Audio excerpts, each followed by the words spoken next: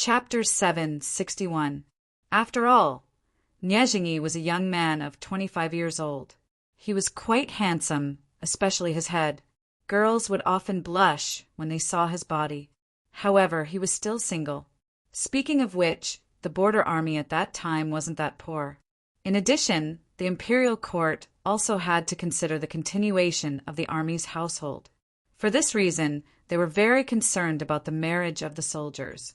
When a young lad reached that age, as long as he wanted to, he still had the ability to marry a woman.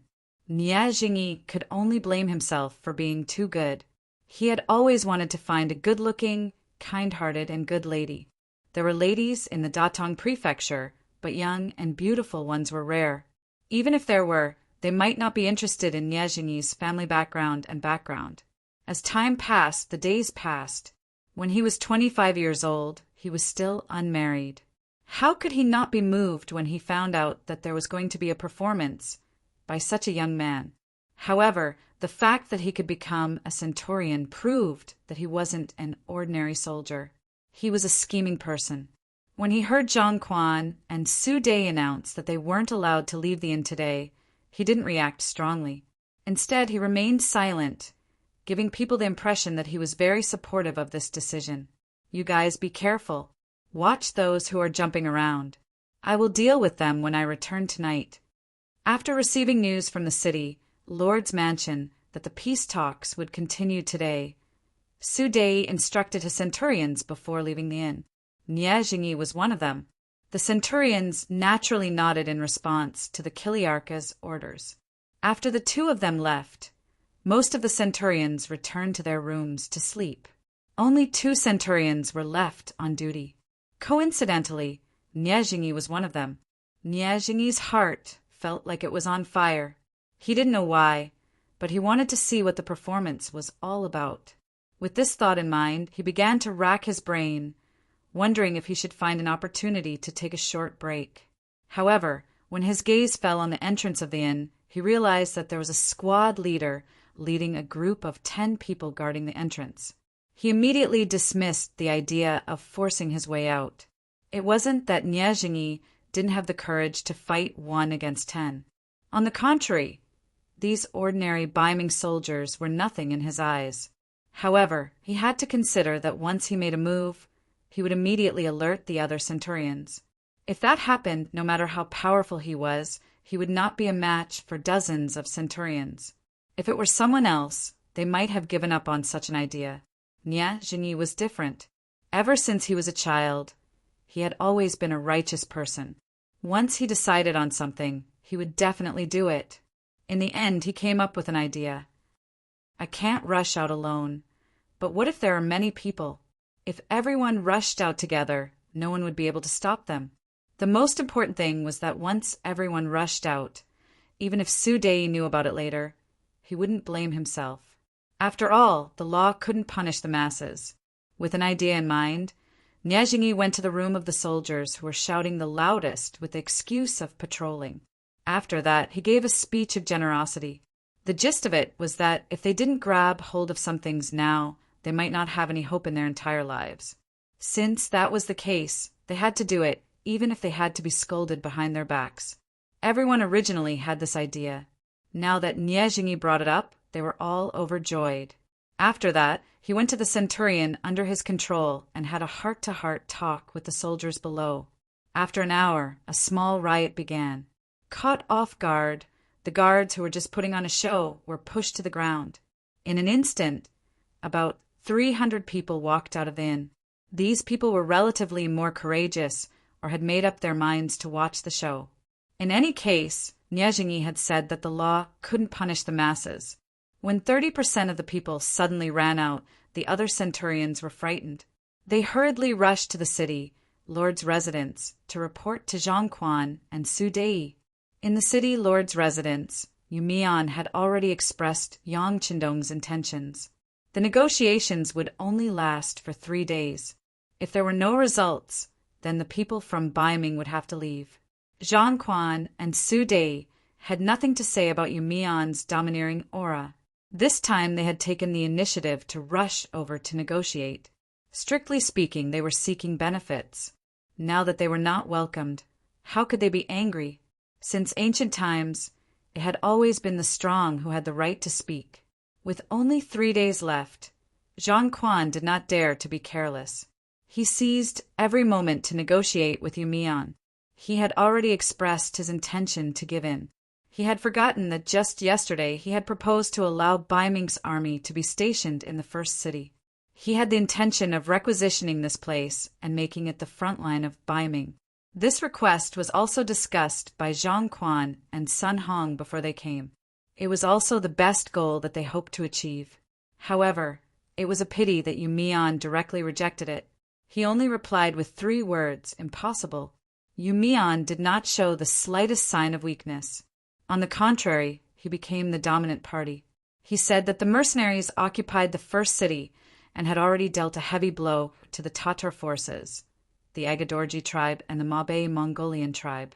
Based on this, Bai Ming should pay them. It did not matter how much the military pay was. Yang Qindong wanted to discuss the other party. Besides, if Bai Ming gave the first city 1 tael of silver, then the army would have 1 tael of silver less. This was a matter of decreasing one's losses and increasing one's gains. No matter how much they did, it would never be too much. Zhang Quan naturally expressed a clear rejection of Yumian's request. In his words, most of the money from Bai Ming's imperial court was used to develop firearms and train the new army. Even the Datong city's military pay could not be truthfully spent. How could there be any money left to give to the first city? All in all, the first negotiation between the 2 sides was like a lion opening its mouth. At the same time, it was also testing the other party's bottom line. Relatively speaking, today's negotiation was much more pragmatic, especially after knowing that the negotiation time was only 3 days. Zhang Quan put down his arrogance. He did not mention those impossible requests to stimulate the 2 sides. Instead, he put forward some practical requests and conditions for the 2 sides to be allies. The negotiation began to enter the normal track. When the attitude of both sides began to become gentle, suddenly a soldier outside the door reported that 2 centurions from the Bai Ming army had come. They said that they had important matters to discuss with Zhang Quan and Su Dei. The negotiation had to be terminated because of this. Yang Mansion. The 4-man post at the door became an 8-man post. At the same time, the number of patrolling soldiers on the streets of the first city began to increase. Even the divisions and regiments that were training in the ice and snow outside the city also gathered and returned to the city. All kinds of signs indicated that something big must have happened in the city. Yang Qindong was in the warm study room. Beta Persei, who was standing beside him, was reporting the situation to him. Young master, I heard that 300 people escaped from the Bai Ming army. They suddenly disappeared. As soon as he received the news, Lord Yu increased the speed and strength of the patrols in the city. Our Yang Mansion has also made sufficient preparations. The troops that were training outside the city are also returning to the city. Director Feng of the Security Bureau is dispatching people to secretly search for them. After reporting all the information he knew in one breath, Beta Persei took a breath and then waited for Yang Qindong's instructions. 300 people escaped? What's going on? Yang Qindong's expression became serious at this moment. If this was Bai Ming's plan, these 300 people were likely to cause chaos in the city. Of course, it was only 300 people. In a city with a population of more than 50,000 people and an army of more than 30,000 people, it was not a big deal. According to the Security Bureau in the inn, it was because many Bai Ming soldiers were very interested in the show performed by our publicity team. They wanted to watch the show, but the higher-ups did not allow it, so they escaped privately. Beta Persei scratched his head and said a reason that was not a reason. What? At this moment, even Yang Qindong was confused by these words. Just to watch a performance. 300 people had disappeared. This was indeed beyond his expectations, and it made him feel like it was child's play. Beta Persei also felt ridiculous when he first heard the news. But since it was reported by the Security Bureau and reported to the sixth young master, it should not be wrong. Who would dare to joke about such a big thing? This was a very serious problem. Yes, that's what was reported. Young master, what do you think? Beta Persei carefully asked young Qingdong how to deal with it. He did not answer immediately. Instead, he fell into deep thought for a while. After a while, young Qingdong seemed to have made up his mind and said, Beta Persei, go and see where the publicity team is performing today. Find those people and arrest them all. Okay. Beta Persei became excited when he heard that there was a chance to make a move. By the way, young master, how many people can I bring? Take 10 guards with you. Then ask Tiger Mang for a battalion of soldiers. That should be enough. Isn't it just 300 Ming soldiers? By the way, don't make too much noise when you arrest them. Bring them back when you find them. Yang Qingdong chuckled. He obviously had a general idea in his mind. Since Ming himself had such a loophole, he would certainly take advantage of it. He wanted to know something from these soldiers.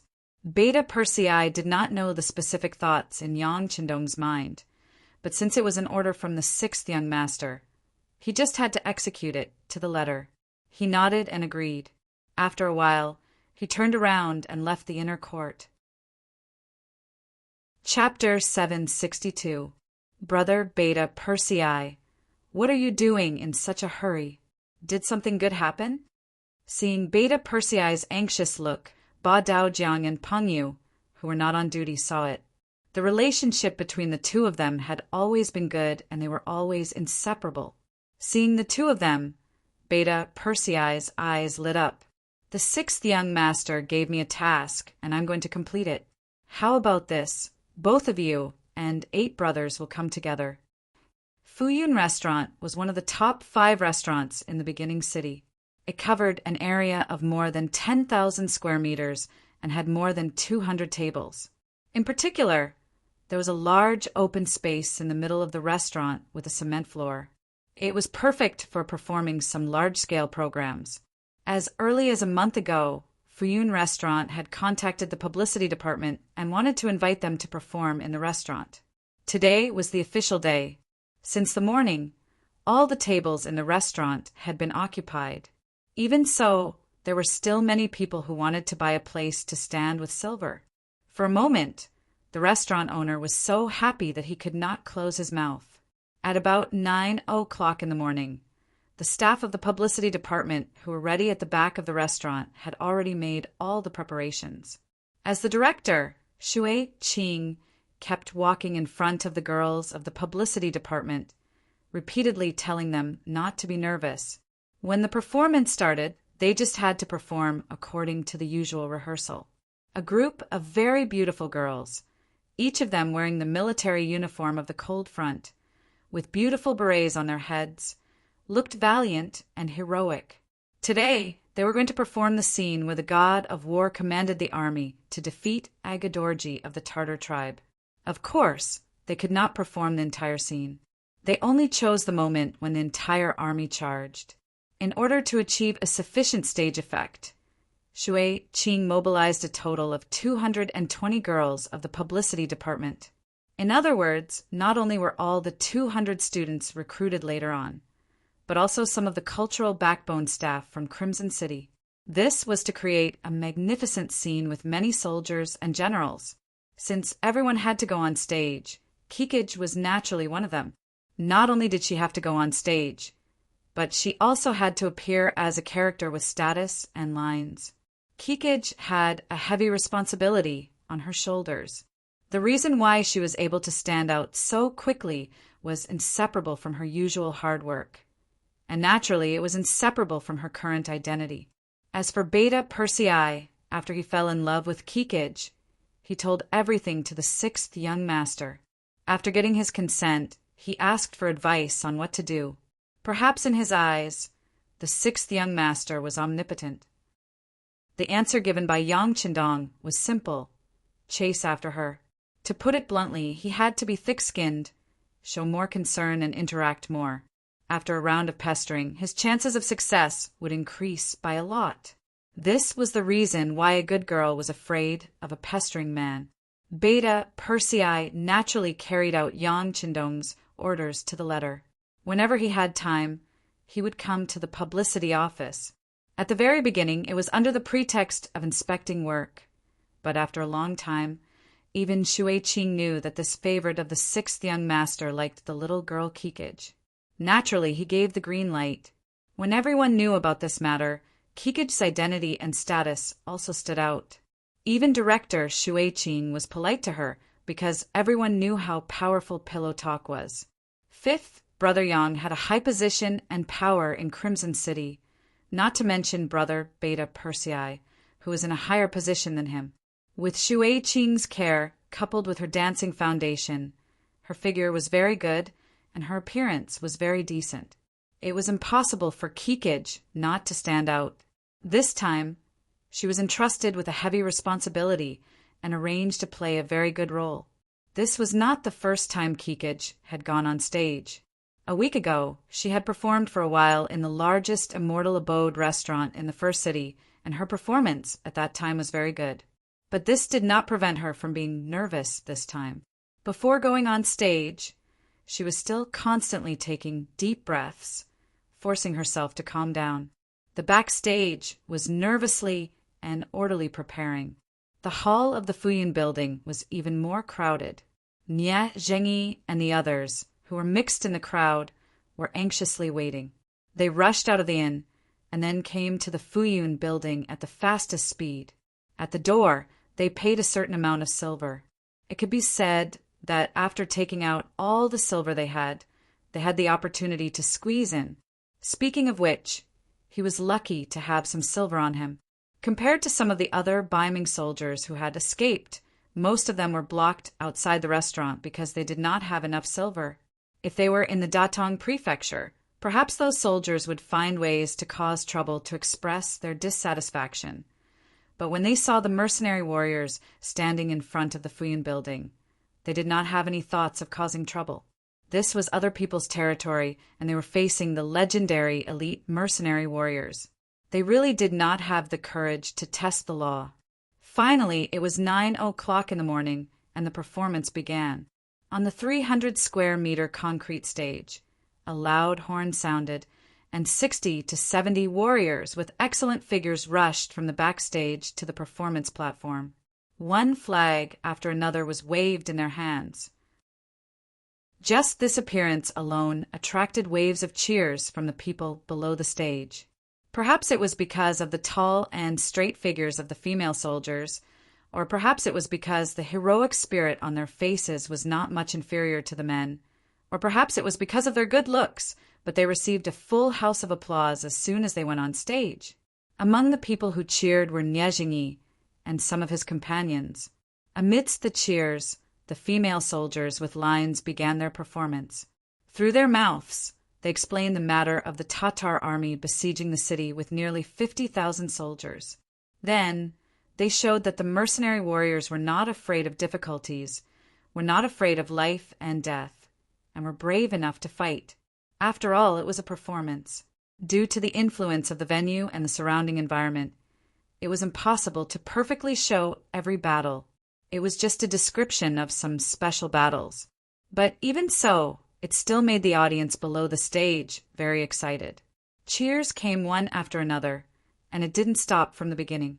Fuyun restaurant was very lively. Outside the restaurant, Beta Persei arrived with 10 guards and a battalion of 400 soldiers from the independent regiment. Since Beta Persei was personally mobilizing the troops, Deputy Regiment Commander Xen Honghai naturally had to cooperate.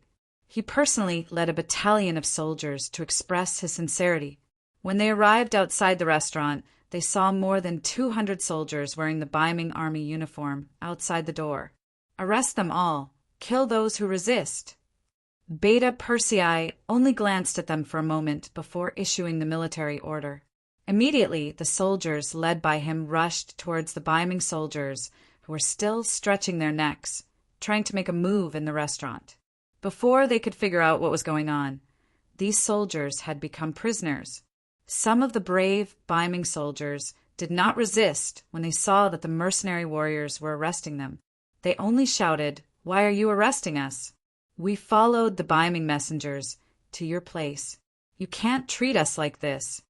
Their reply was to gag them and then take them away on the street. They were all tied up and had black cloth gagged over their mouths. More than 200 people did not resist and quickly disappeared outside the restaurant. Beta Persei did not even look at these people. He only stared at the inside of Fuyun restaurant and asked the company commander in charge of the security of the propaganda department, "How many Ming soldiers entered the restaurant?" "About 60 or 70 people. They are very easy to recognize. They are all wearing the Ming uniform." The company commander stood at attention, saluted, and replied respectfully, "Good, you guys guard outside. If you find any Ming soldiers who have escaped, take them down immediately. If there is any resistance, you can take measures." Hearing that so many people had entered the restaurant, Beta Persei's eyes darkened, and a murderous aura emanated from his body. This time, there was geekage in the performance. Last night, she had someone send a message to him, hoping that he could come and watch her performance. Just from this point alone, the progress of their relationship was still very smooth. However, Beta Persei did not immediately agree. Following by Yang Qindong's side was a heavy responsibility, and he could not even grasp his own free time. But now, 60 or 70 Ming soldiers were in the restaurant. If they had the intention of destroying this performance, wouldn't geekage be in danger? He thought that if someone really did that, he would not mind starting a massacre. I hope you guys are just watching a performance. If you have other ideas, you will definitely regret coming to this world.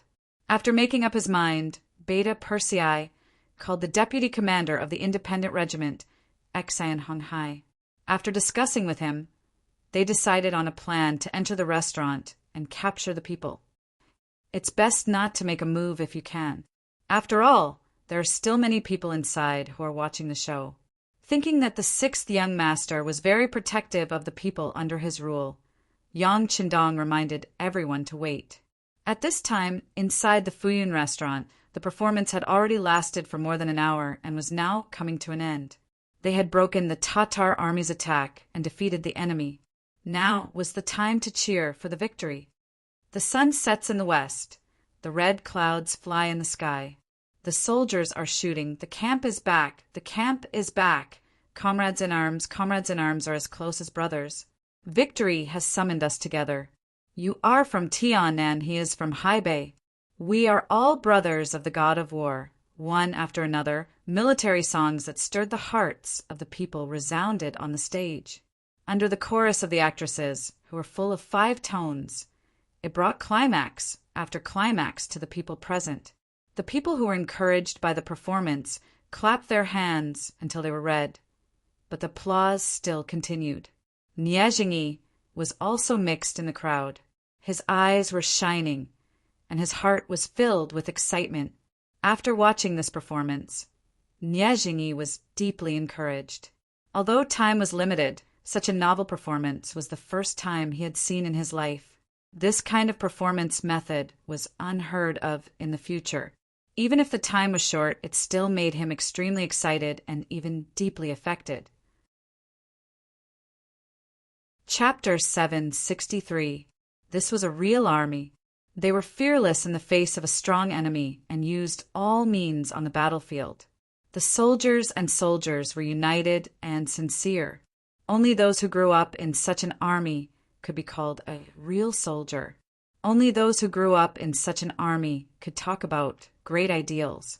In comparison, the Ming Datong prefecture he was in was far inferior. They only dared to attack when the enemy was few and far in between, as if they were afraid of angering the other party. When the enemy came in large numbers, they would turn around and flee without even fighting. They didn't have the slightest bit of courage to face difficulties. Anyone with ability and ideas could determine the strength of the enemy. At this moment, Niezhingi's eyes were filled with envy.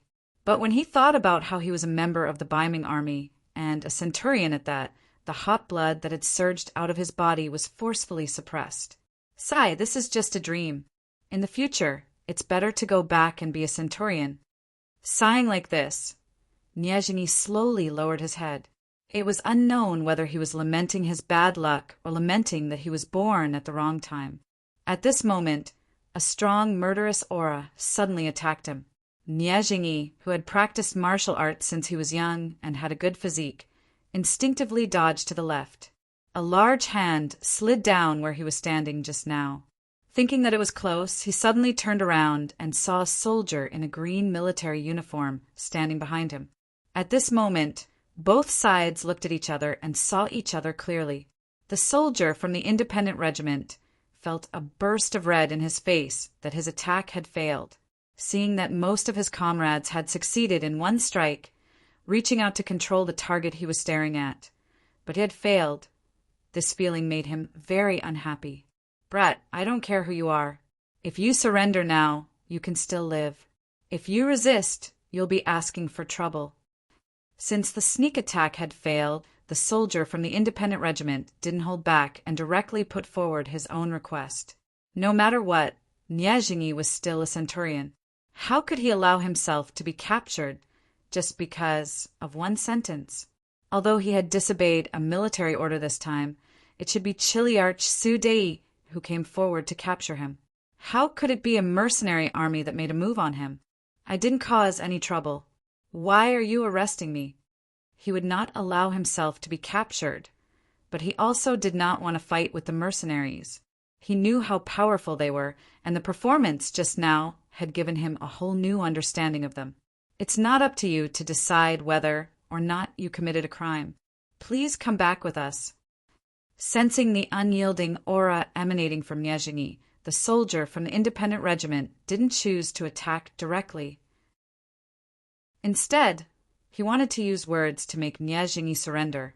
That's impossible. I'm a centurion of Ming.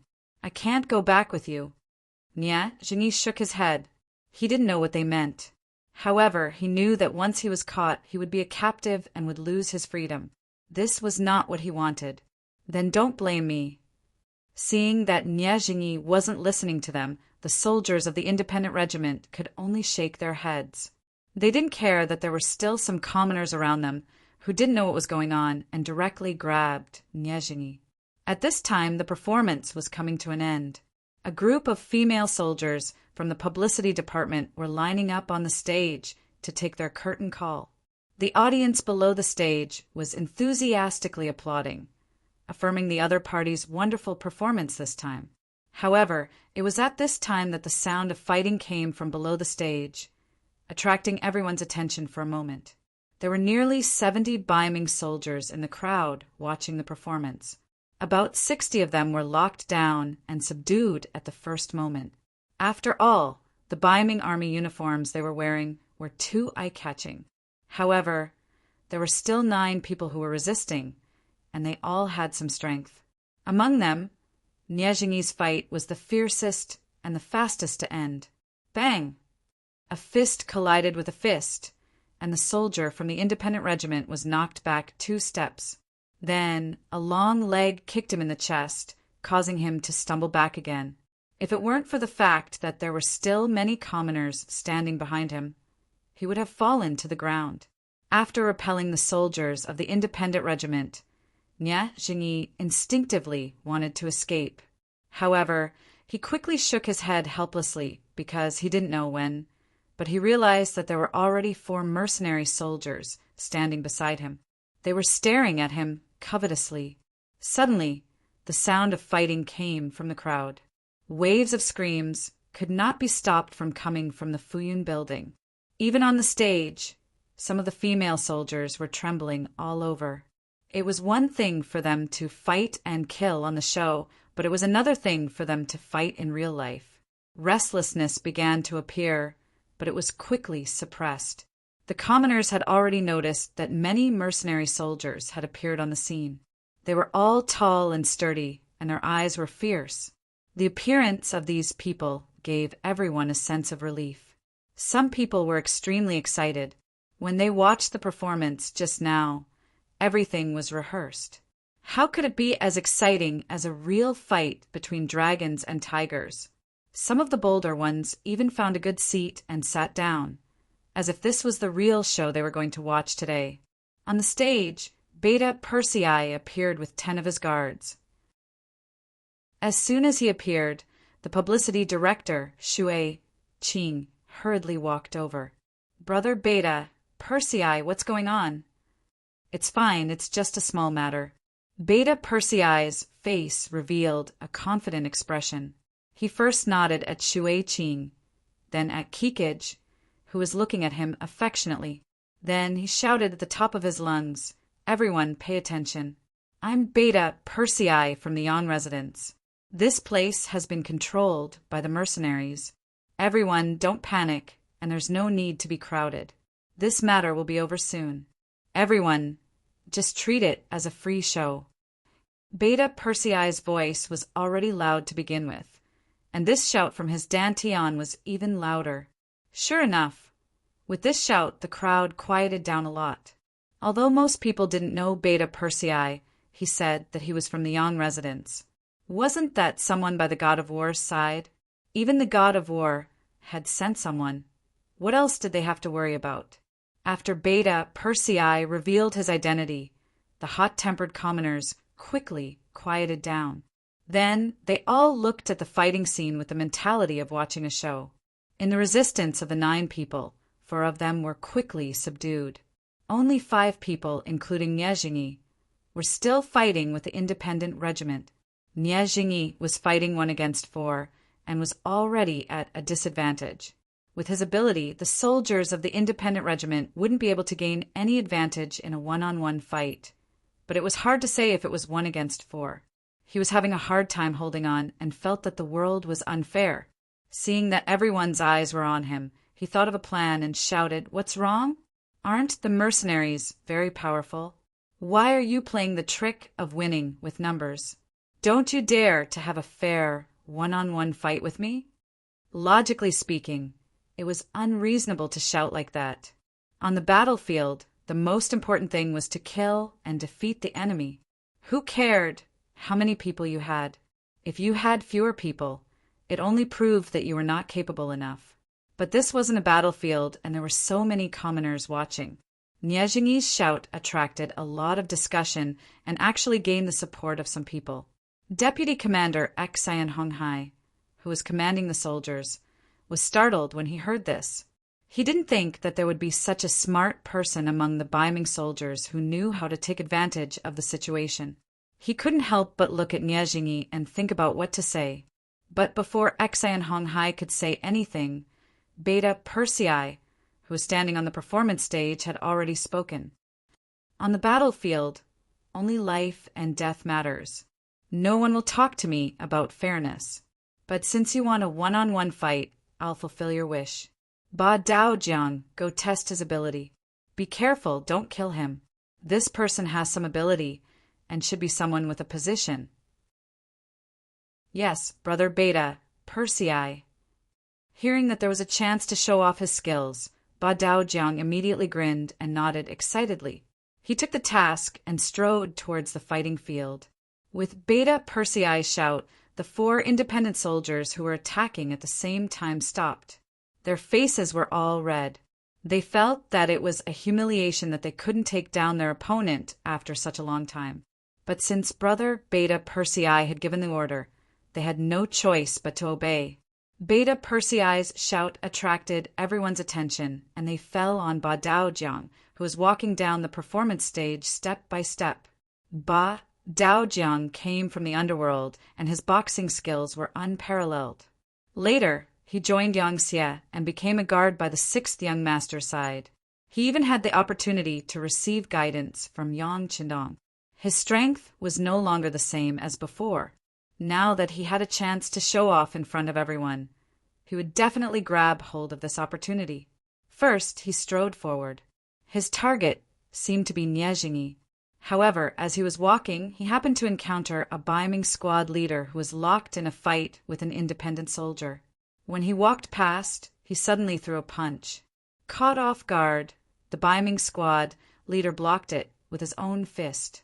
However, it was precisely this attack that sent him flying. His body landed 3 to 4 meters behind him before he could land. His face was contorted in pain, and a trace of blood seeped out from the corner of his mouth. It was obvious that this punch had caused him serious internal injuries. Taking advantage of this opportunity, the independent soldier who was fighting with him stepped forward and subdued him. With just one punch, he had defeated a Ming squad leader who had the ability to fight for a long time. This blow first caused the audience to fall silent. Then there was a round of applause, expressing everyone's admiration for Ba Daojiang. Ba Daojiang cupped his fists at the audience with a smile on his face. After that, he continued to move forward. Another Ming squad leader was sent flying with a punch.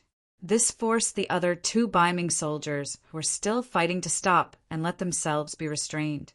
They had already seen how powerful Ba Daojiang was and knew that they were no match for him. There was no point in asking for trouble. Chapter 764. With that, Niezhingi was the only one left standing on the stage. However, his expression was extremely solemn. It was obvious that he had seen through Ba Daojiang's strength. In just a short while, Ba Daojiang had already appeared in front of Niezhingi. He then asked in a disdainful tone, "Kid, do you want to take a punch or surrender? Let's fight. It's rare to meet an opponent like you." Facing Ba Daojiang's strong pressure, Niezhingi did not choose to retreat. Instead, he moved one of his shoulders, showing that he would not surrender and would fight to the end.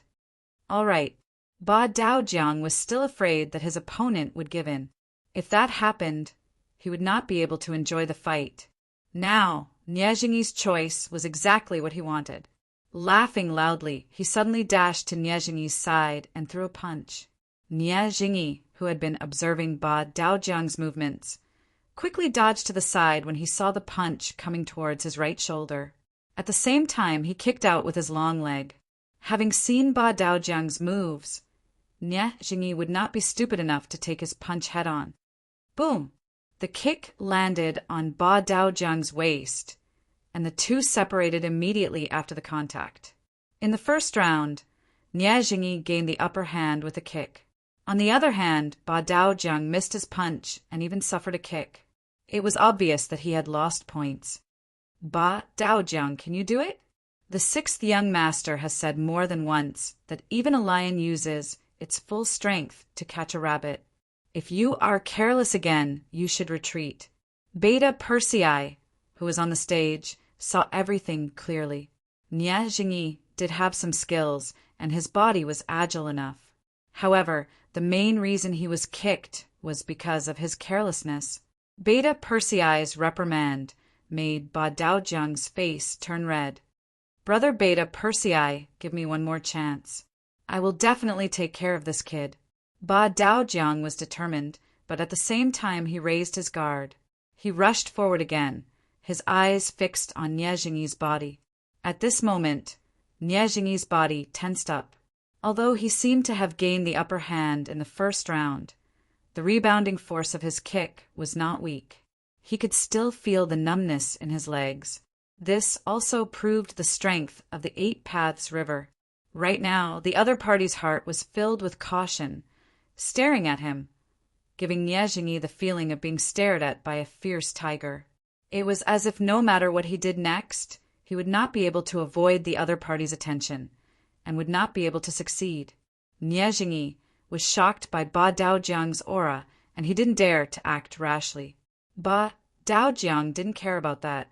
His body moved forward, and his fists rushed forward. His hands were like two dragons emerging from the sea, and it seemed as if he was only attacking and not defending. However, Niezhingi could not be fooled by this illusion. Facing the Ba Daojiang that was prepared, if he chose to attack now, he would definitely suffer. After all, their strengths were not on the same line. There was still a huge gap between them. Tong, tong, tong! Niezhingi didn't dare to attack again. Facing the two fists that were rushing towards him, he could only defend. Then the long fists smashed on his body. Every time they hit, He couldn't help but grimace in pain. It was really unbearable, after a dozen punches like this.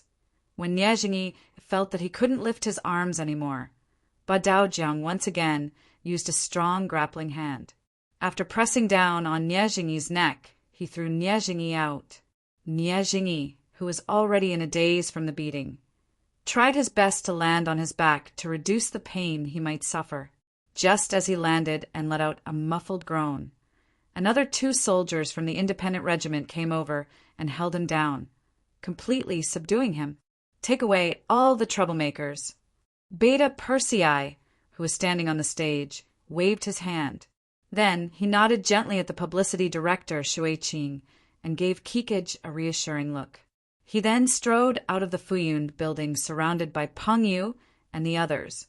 Not long after Beta Persei and the others left, Zhang Quan and Su Dei rushed over with dozens of Ming soldiers. However, the answer they received was that Ming soldiers were causing trouble here and had all been taken away. If they wanted to get them, they would have to go to the beginning city's barracks. Zhang Quan didn't dare to go to the beginning city's barracks. With just Su Dei and the dozens of people he brought, they wouldn't even be enough to fill the gaps between the enemy's teeth. Helpless, he thought of Yumian. At this moment, he could only ask for help from the city, Lord's mansion.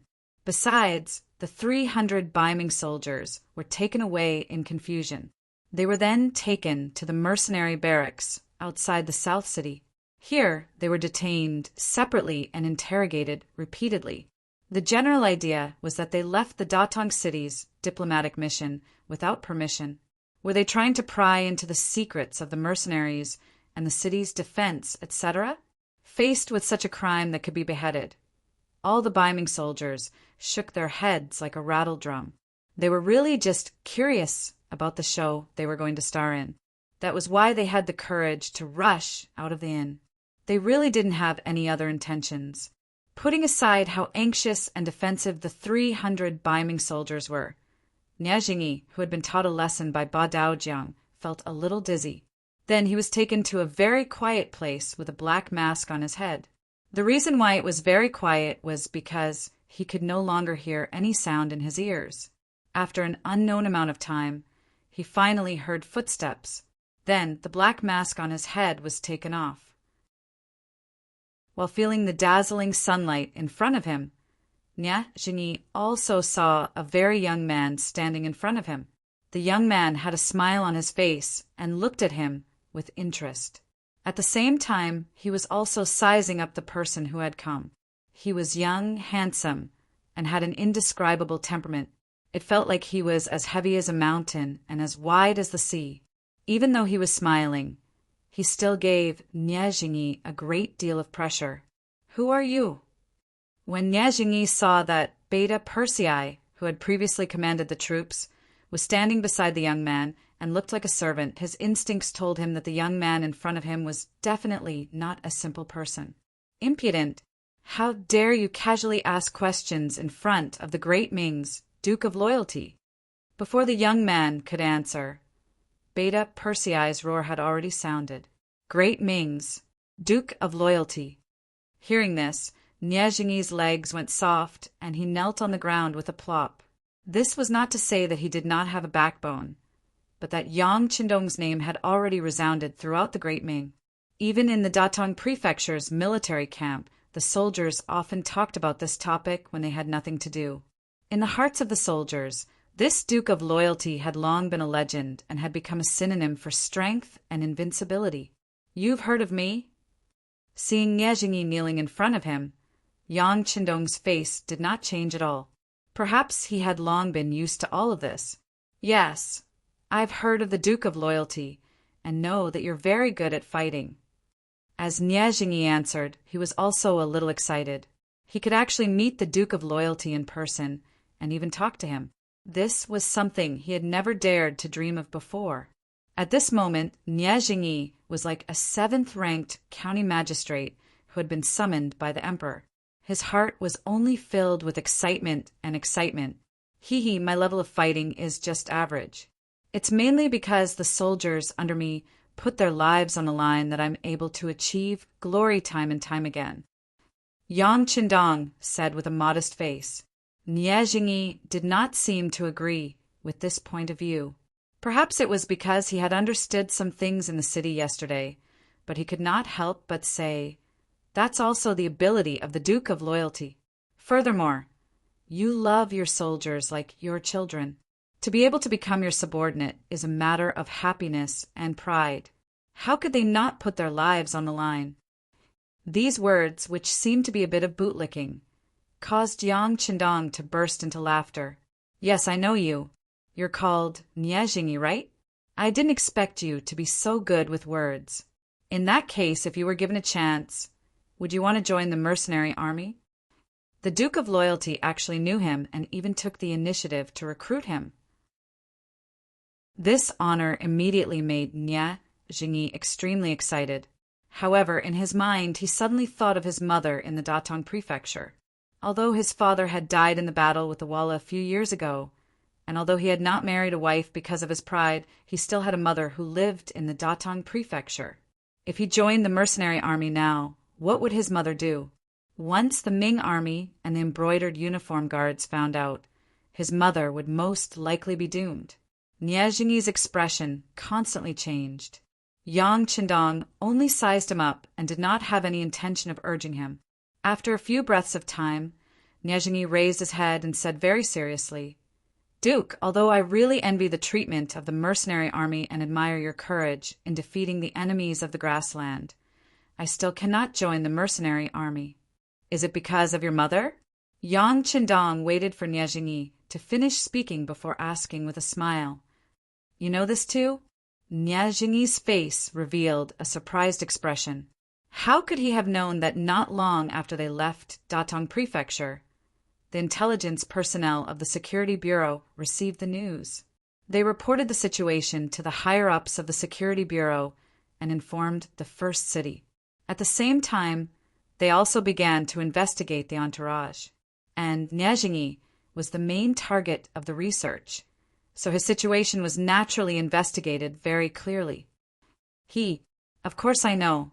I also know that you were born in the military. I know that you are very filial, and I also know that you have very high standards. This year, you are 25 years old and still haven't married. This is not because you can't afford to marry, but because you haven't met the right one. How about it? After watching the performance of our female soldiers today, they all have good figures and good looks. Is there anyone you like?" Chapter 765. Yang Qindong smiled faintly as he spoke. Every time he said a word, Nie Jingyi could not help but shiver. The Duke of Loyalty was really omniscient. He even knew the situation of a small centurion like Nie Jingyi. Didn't that mean that the background of the 1,000-man diplomatic group had long been known? Nie Jingyi was still in shock, but when he heard Yang Qindong's next words, he was so shocked that his mouth opened so wide that an egg could be stuffed in. "What if I told you that even if you joined the mercenary army, your mother would still be fine, and I would allow you to choose an unmarried female soldier as your wife? What would you choose? Is there such a good thing?" Nie Jingyi was indeed shocked and could not help but ask, "Haha, I don't think I need to lie to you with my status." Yang Qindong did not answer directly, but this sentence was the answer. What was Yang Qindong's status? Even the Emperor of Bai Ming and the Emperor of Southern Ming were very afraid of him. Even the king of the grassland, Yes Hen, would be frightened when he heard his name. How could such a person casually joke with a small centurion like Nie Jingyi? As soon as he asked this question, Nie Jingyi knew that he was overthinking. Since there was such a good thing, there was no reason for him to refuse. He immediately knelt on the ground and kowtowed 3 times to Yang Qindong and said, "Your subordinate, Nie Jingyi, is willing to join the mercenary group and serve the Duke for life." Good. Nie Jingyi finally made his choice. Yang Qindong was overjoyed and walked forward to help him up. Then he looked at him and said, "Not bad. Looking at your pure eyes, you must be a man of your words. Since that's the case, I will accept you." Nie Jingyi was convinced by Yang Qindong, but he didn't stay in the beginning city. Instead, he was released along with the 300 Ming soldiers and returned to the inn. In other words, Niezhingi was loyal to Yang Qindong, but the nature of his work was different. He had become a chess piece buried in the Datong prefecture. Normally, he would pass on important military information, but at critical times, he could play a decisive role. Yang Qindong treated Niezhingi quite well. He directly proposed that after returning to the Datong prefecture, there would be a specialized person in charge of his affairs. There would also be a specialized person who would contact him. This way, they could do their best to prevent his identity from being exposed and putting him in danger. At the same time, he also prepared a lot of money for Niezhingi. Yang Qindong only had one request, and that was to bribe his superiors as soon as possible, and then continue to be promoted. The position of a mere centurion was still too light. What Yang Qindong wanted was a general who held real power and could come into contact with more secrets. Niezhingi also guaranteed this. He did not doubt his own ability. He was still so young and was already a centurion. This was enough to explain everything. If he had gold and silver to clear the way, he was very confident that he would be able to charge up in a short period of time and obtain higher position. Zhang Quan went to the city lord's mansion, and not long after, Yumian personally went to the barracks to communicate. He took back the 300 captured Ming soldiers. What Zhang Quan and Su Dei did not expect was that none of the 300 Ming soldiers returned with injuries. In other words, they were only interrogated when they went to the mercenary barracks and were not interrogated. On this point, Su Dei was very emotional. He felt that the mercenaries were indeed an army that followed the rules, and only this kind of army would be able to fight against the Mongol cavalry and win every battle. Humph! They are just ordinary soldiers. How could they be valued by the mercenaries? Zhang Quan had a different opinion. He felt that it was because the captured soldiers were too low level that they did not attract the interest of the mercenaries. This was the end of the farce. According to Niezhingi's previous thoughts, neither Zhang Quan nor Su Dei punished the 300 soldiers, and only gave them a warning. It was very reasonable that the law could not punish the masses. After the farce, Zhang Quan and Su Dei went to the city lord's mansion again. They had wasted another day for nothing, and the negotiations still had to continue. In the Yang mansion, Yang Qindong was deep in thought with his eyes closed. Beta Persei stood at the side, not daring to say a word. Only when there was movement outside the door and Tiger's Main's figure appeared did Beta Persei leave the house with light steps. What's going on? What happened? Tiger's Main heard from the guards that the 6th young master did not even have dinner after returning from a trip. He hurriedly rushed over from the barracks. At this moment, he was naturally asking Beta Persei, who had been staying by the 6th young master's side. This is hard to say. Beta Persei shook his head, not knowing how to answer. What do you mean by hard to say? Just say what you have to say.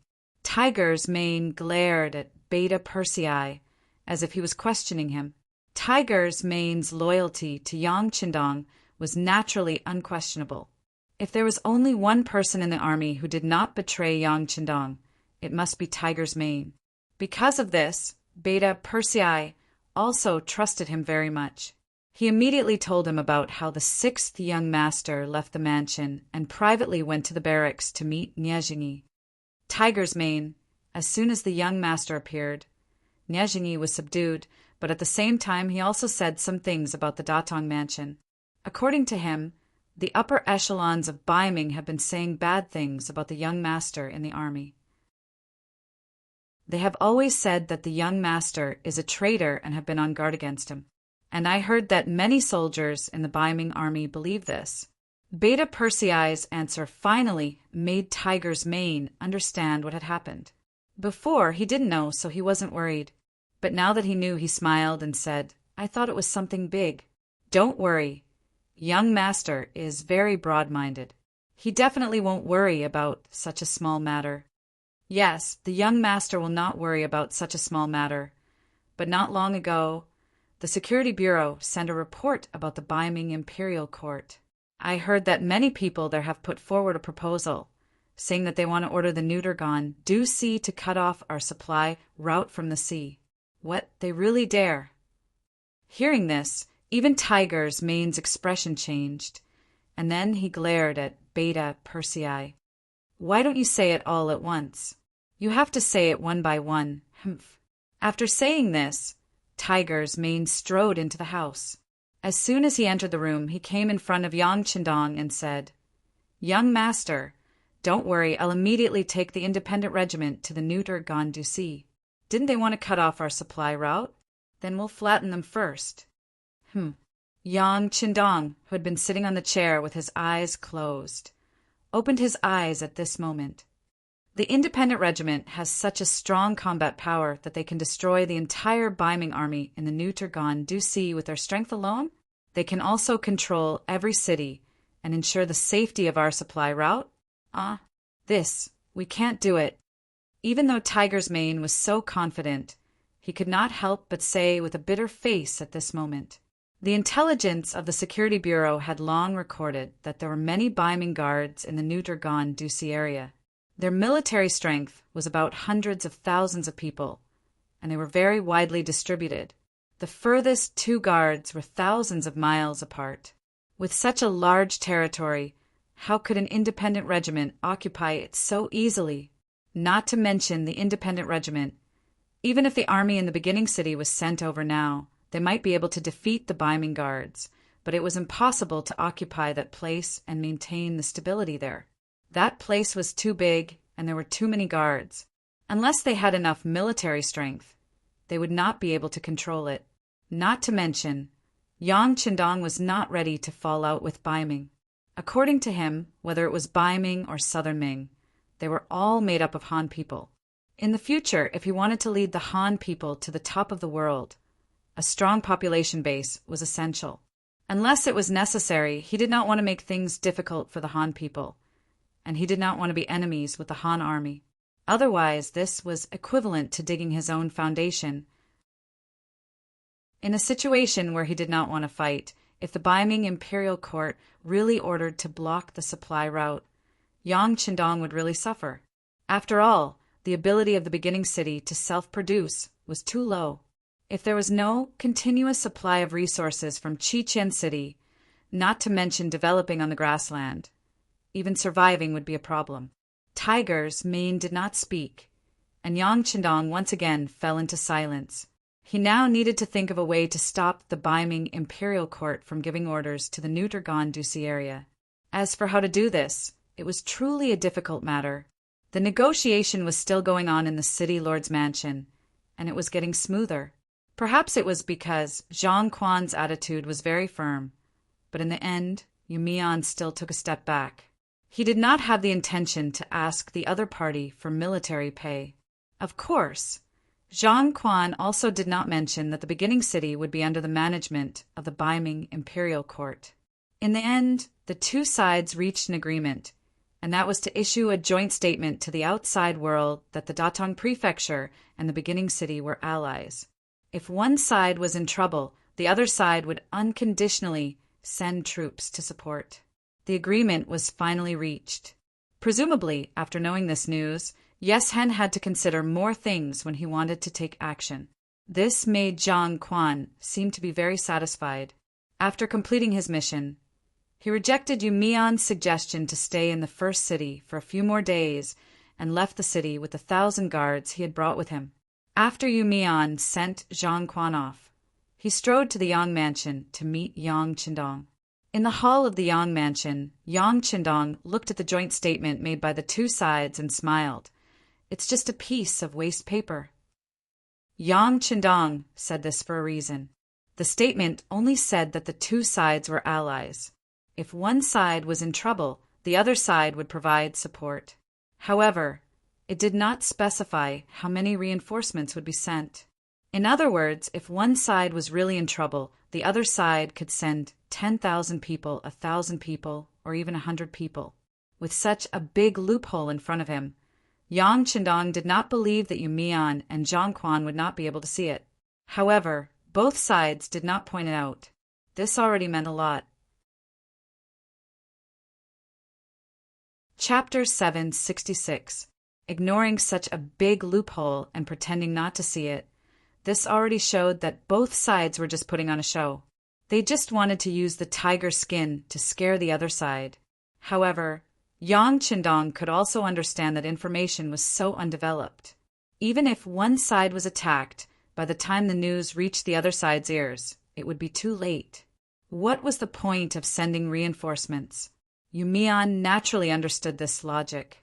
He also understood that Zhang Quan only wanted righteousness. He wanted to use the first city to deter some of the Mongolian troops who wanted to attack the Datong prefecture. As for sending reinforcements, it was better to forget about it. In the past few days, he had heard more than once that the mercenaries' food was so good that it was not much worse than that of a eunuch like him. Just the food alone was something that the Datong prefecture could not afford. In any case, the negotiation finally came to an end.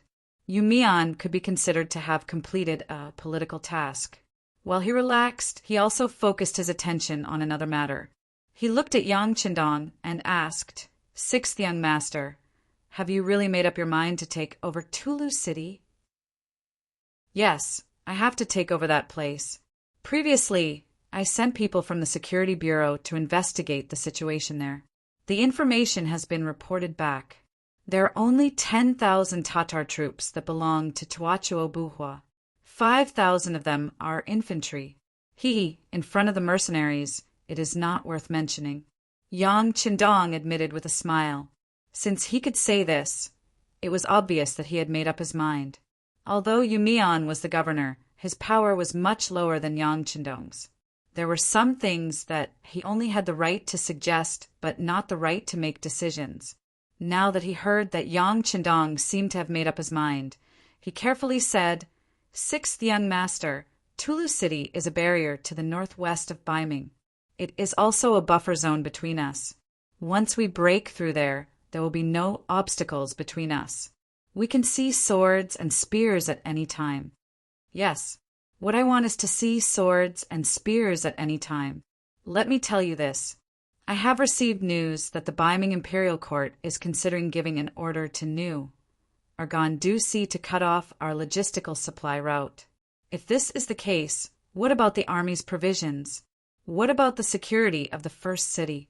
They forced me to do this." Yang Qindong said this with a helpless look. After he finished speaking, he said something that shocked Yumian.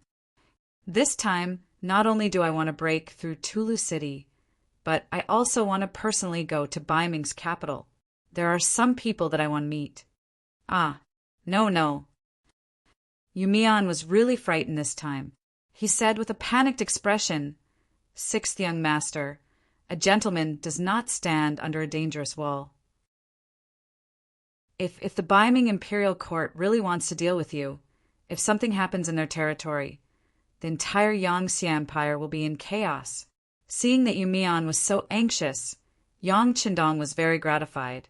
At least this meant that the other party was really looking out for him. He said confidently, "Don't worry. As long as we occupy Tulu City, it is equivalent to opening the door to the northwest of Baiming's capital. Unless the other party has made the decision to fight to the death with the mercenaries, they will not dare to touch me casually.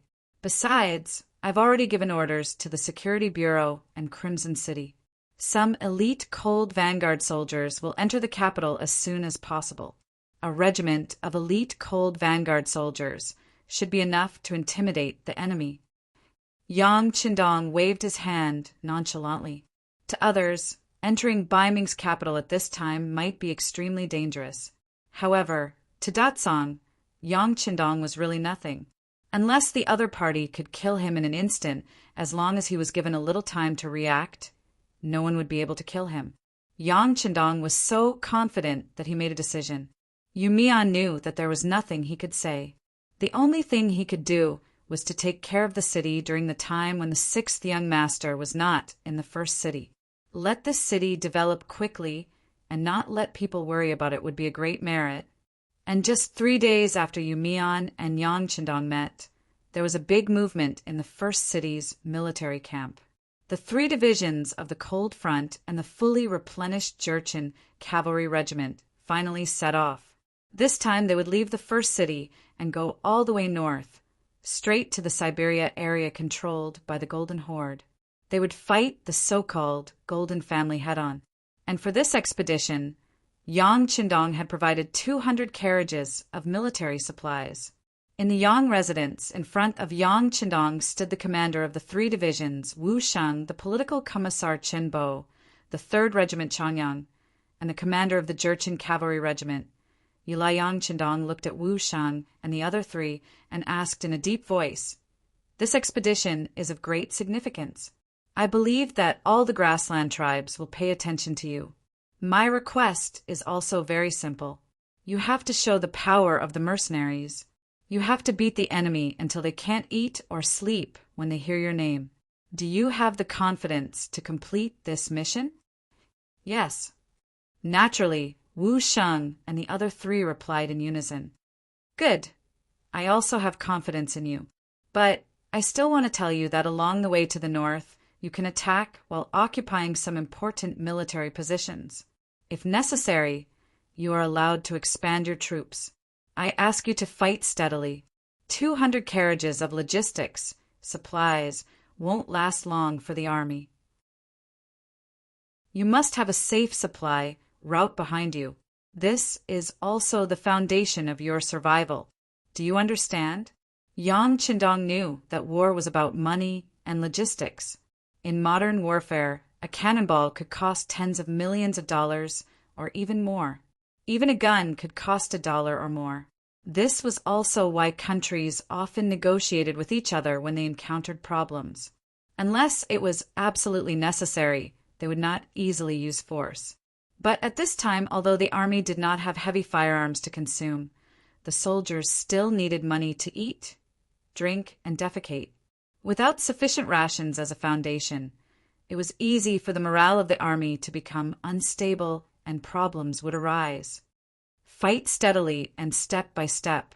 This is what we ask of you. I will also be here waiting for the battle report of your victory." At the end of the meeting, after Yang Qindong said these words, the 3 divisions and the Nuzin cavalry regiment, a total of about 10,000 people, left the first city and headed north. At this time, it was still snowing heavily outside. Logically speaking, such weather was not suitable for mobilizing troops. Even the escorting of food supplies had brought great difficulties. However, Yang Qindong did not want to wait any longer. A person's life was limited. If he wanted to achieve his life goal, he had to seize every minute. As for the heavy snow, he would have to experience it eventually. Instead of slowly adapting to it in the future, it was better to start now. "Young master, it's snowing heavily everywhere. Some places don't even have roads.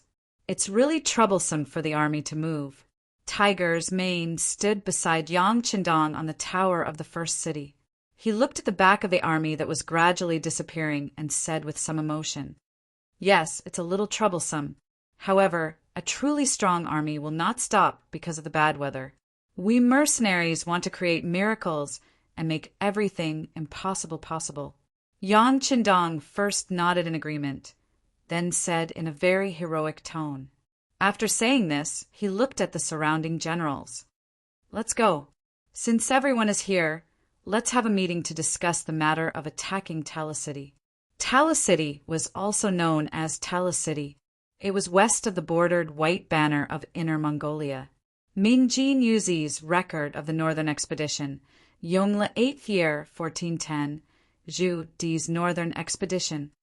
Jin River moraine is more than 10 miles away. There is an ancient city near the road. The instructions said this is Tala City. I have hunted here.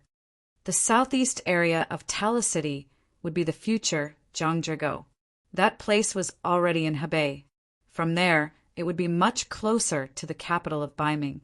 In other words, once they occupied this place, it was equivalent to setting up a Damocles sword in the northwest of Baiming. It could fall at any time and act as a deterrent. The meeting was held in the newly built war room in the city, Lord's Manor. In front of a huge sand table, Yang Qindong divided the work among his subordinates. City Lord Yumian, you will remain in the city for this battle. You will be in charge of the law and order of the city. There is also the matter of the army's rations. It won't be long before the new batch of resources from Crimson City arrives. You will also need to register them. Commander Su He, this time, your Tatar cavalry will be the vanguard. I know that Amu Gulong, who is guarding Tala City, is your old friend. If possible, it would be best if you could take down the city without fighting. On the other hand, if the other side is stubborn, then don't blame us for taking action. At that time, blood will flow like rivers. You must be prepared for this. Tiger's Mane, you will lead your independent regiment and follow closely behind Commander Su He. Once the battle starts, you can provide support at any time. Oh, right, you can choose 2 100mm cannons from the warehouse in the city to be used when sieging the city. Commander Lu Jua, you will lead the 2nd Cavalry Regiment at the back. They will be in charge of transporting the rations. At the same time, the 3 newly built regiments will be under your command. However, this time they are not going to fight, but to build roads. In the warehouse, City Lord Yumian has already prepared shovels, brooms, and other items for you. He wants you to clear a slightly flat road to Tala City.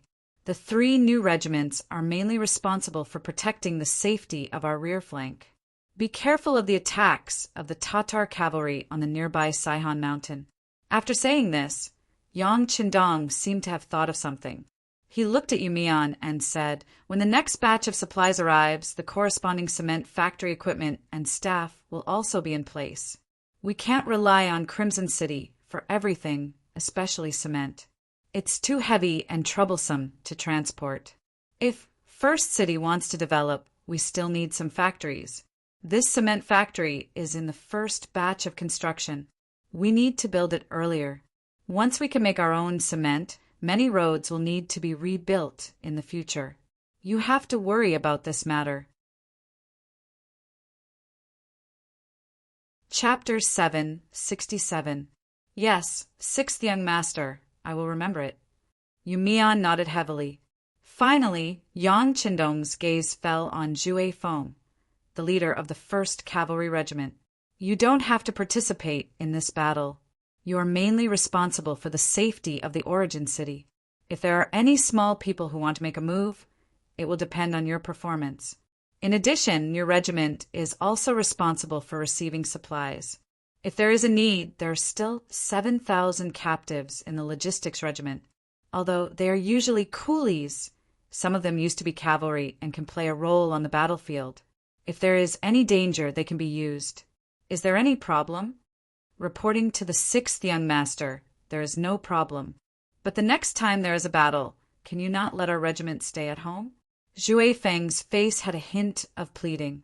The army was mobilized, and only their regiment was left. This made it very difficult for him to explain to his brothers and officers. Okay, I will agree to your request. Yang Qindong's face was full of smiles. He liked this kind of fighting spirit army. If once a battle broke out, everyone wanted to retreat and hoped that others would go to war. Then this army would not be far from defeat. Speaking of attacking Tulu City, it was not a matter of 1 or 2 days of preparation. Basically, the regimental leaders knew about this news half a month ago. According to Yang Qindong, it was already the end of November. He was still preparing to celebrate the new year in the capital of Ming, so this matter could not be delayed. Although the new year of 1453 was at the beginning of February, it was still very tense with only 2 months. Once the battle meeting started, the regimental leaders went back to make preparations. And the most excited were the 3 new regiments that had just joined the mercenary army. A regiment had 5 battalions, and a battalion had 4 companies and 400 people. A total of 6,000 soldiers of the new regiment had only trained for less than 2 months. Suddenly, a great battle was about to break out. The soldiers who wanted to contribute were all very excited. At noon, the regiment gave the order to set off early tomorrow morning.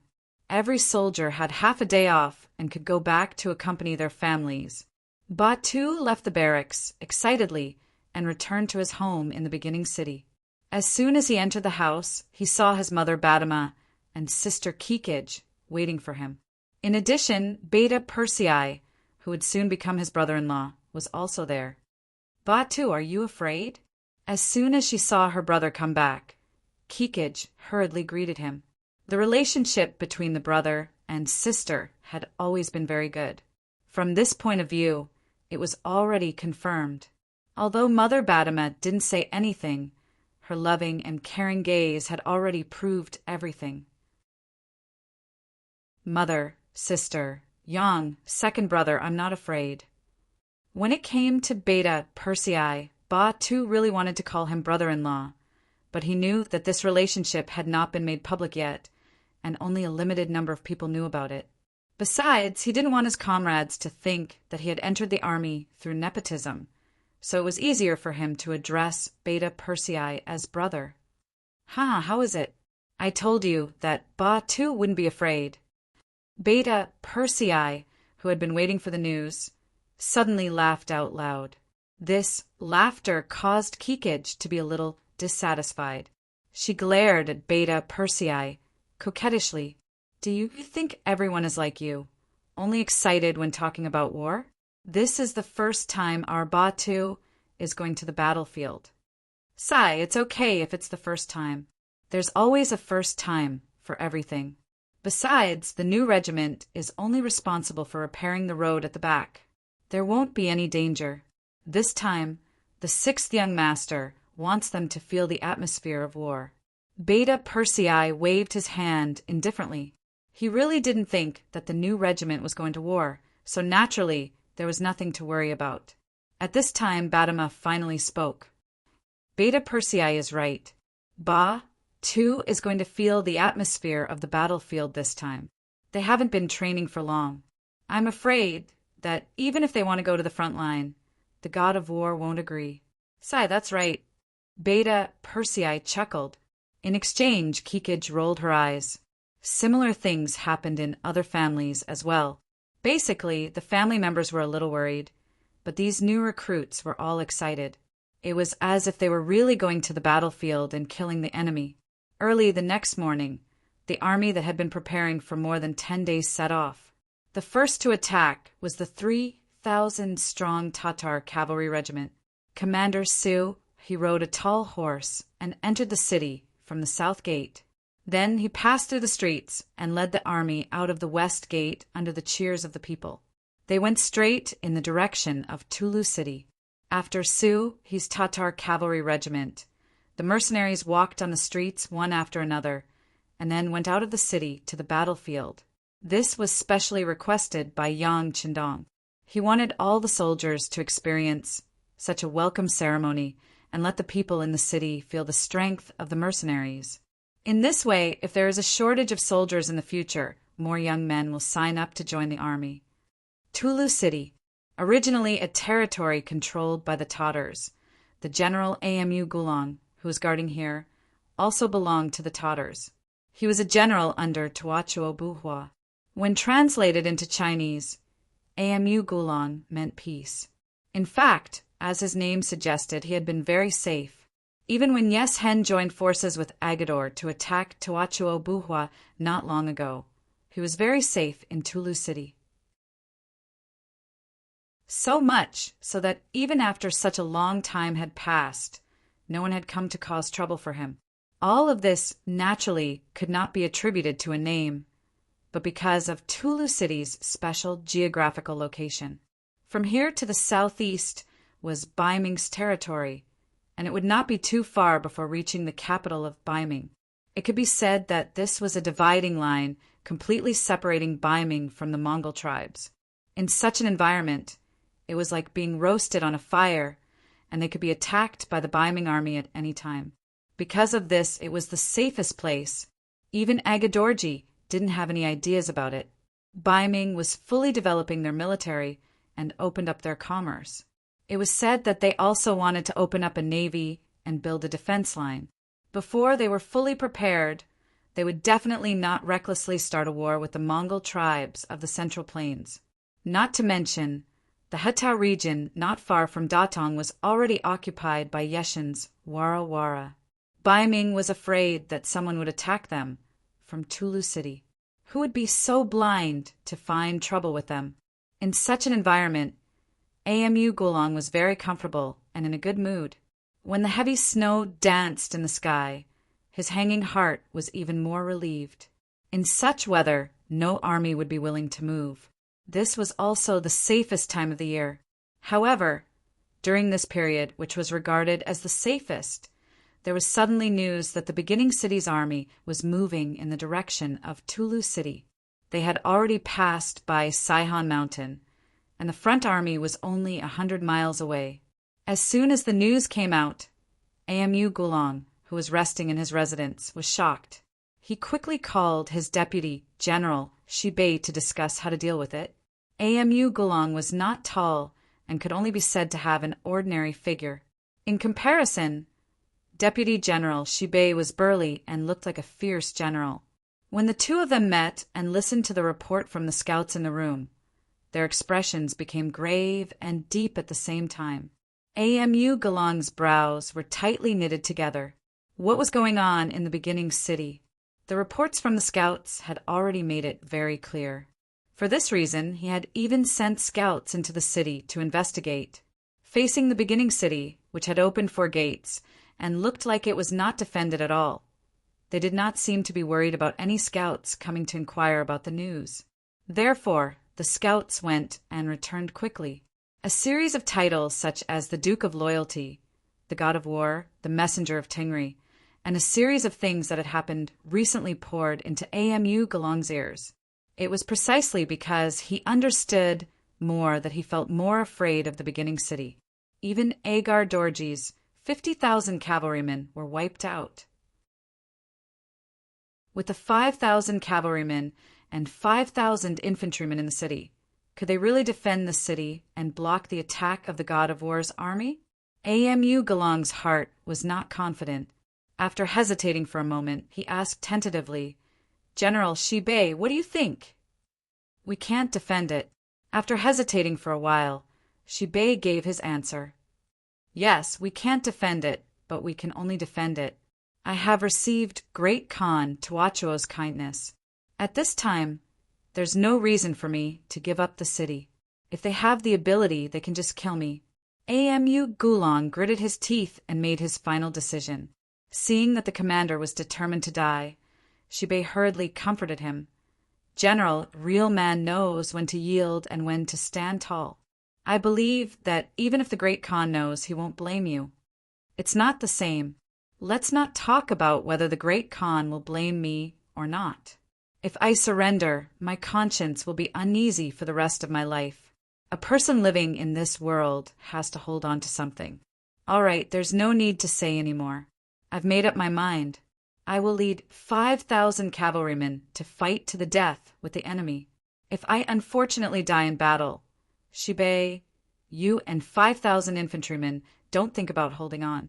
You can choose to surrender. This is my order. Amu Gulong's moral character was still very good. He didn't have to force his subordinates to do anything. On the contrary, he gave them a way to live. This also made Shibei very excited. General, don't worry. If you really die in battle, I will definitely collect your bones and bury you, so that you can return to the foot of Tingri. Thank you very much. Amu Gulong cupped his fist and said. 2 days later, under the city of Tulu, the vanguard of the mercenaries, the Tatar group, arrived. According to the order of Yang Qindong, he called for a fight at the foot of the city, saying that he wanted to see Amu Gulong to talk about the old days. Both of them were generals under the Tatar forces. Naturally, they knew each other before, but their relationship wasn't very deep. This time, when the two sides met at the beginning, Amu Gulong said to Suhi with a look of contempt, "So it's General Su. Haha, I didn't expect you to still be alive. What's wrong? When your master Agadorji escaped, didn't he order you to cover the retreat? Did you defeat the mercenaries?" Chapter 768. He knew that He had already surrendered to the mercenaries, yet he still dared to say such words. It was obvious that he was looking down on He. But how could He be so easy to deal with? He didn't care about the other party's mockery and said with a calm expression, "I am already a commander of the mercenaries. As for Agar Dorji, I have a clear conscience. I have already repaid him by exchanging my life for his son's." This was also the truth. He had indeed made this request, and Yang Chendong had also satisfied him. Otherwise, he would rather die in battle than surrender. Facing He's answer, Amu Gulong didn't comment. He seemed to know that there was no point in discussing this topic at this time. All right, let's cut the crap. It's impossible to give up Telecity, since the Great Khan has arranged for me to guard this place. Unless I die, no one can occupy this place. Bring it on if you have the ability. After saying that, Amu Gulong waved the long sword in his hand, looking like he was about to block an army of 10,000. Facing Amu Gulong's desperate look, He shook her head, reined the horse, and turned back. Suddenly, she led the 3,000 cavalrymen of the Tatar cavalry regiment back, leaving the 5,000 cavalrymen of the other side who had already set up the battle formation there. The mercenaries retreated just like that, leaving Amu Gulong puzzled. But the other party had already retreated, and it was a very orderly retreat. At this time, even if he rushed forward, he wouldn't be able to gain any advantage. So he could only lead the 5,000 Tatar cavalry back to the city. Congratulations, General. Seeing Amu Gulong leading the army back to the city in one piece, the deputy general led his men to welcome him. He spoke with a happy face as soon as he saw Amu Gulong. Sigh. On the other hand, Amu Gulong didn't seem very happy. He just shook his head and said, "They won't give up on this place. There will be a big battle in the end. This time, they came just to test my thoughts. Next time we will meet with weapons." Amu Gulong's guess was right. The reason why He retreated without even fighting was because he considered that the 6th young master had given him the first task of persuading the other party. Since it was obvious that he couldn't persuade them, he naturally had to send the news back first, and then prepare for battle. Yang Chendong was in the rear of the army, following Tiger's Man and the independent regiment to Telecity. When the scouts at the front rushed back and reported that the generals of both sides had met but parted on bad terms, Tiger's Man immediately shouted, "Then let's fight." Do they really think that they are the best in the world just because they are guarding a broken city? If they provoke this daddy, I will blast their city gate with one shot. Let's see what they can be proud of. After obtaining the 100mm mortar, Tiger's Man's courage increased. A small Telecity with only 10,000 soldiers was really not in his eyes. Of course, shouting was one thing. Tiger's Man knew very well that in the end, it was still up to the 6th young master to make the decision. Therefore, after venting the emotions in his heart with a loud roar, he still looked at Yang Chendong with an expression of waiting for orders. "Go, do as you think." Yang Chendong nodded lightly. Although he was not a murderous person, he had never been lenient towards his opponents. "If you are not convinced, then I will beat you until you are. If you are still not convinced, then I will send you on your way." After receiving the order, Tiger's Man immediately stood at attention. "Young master, don't worry. Leave this battle to me.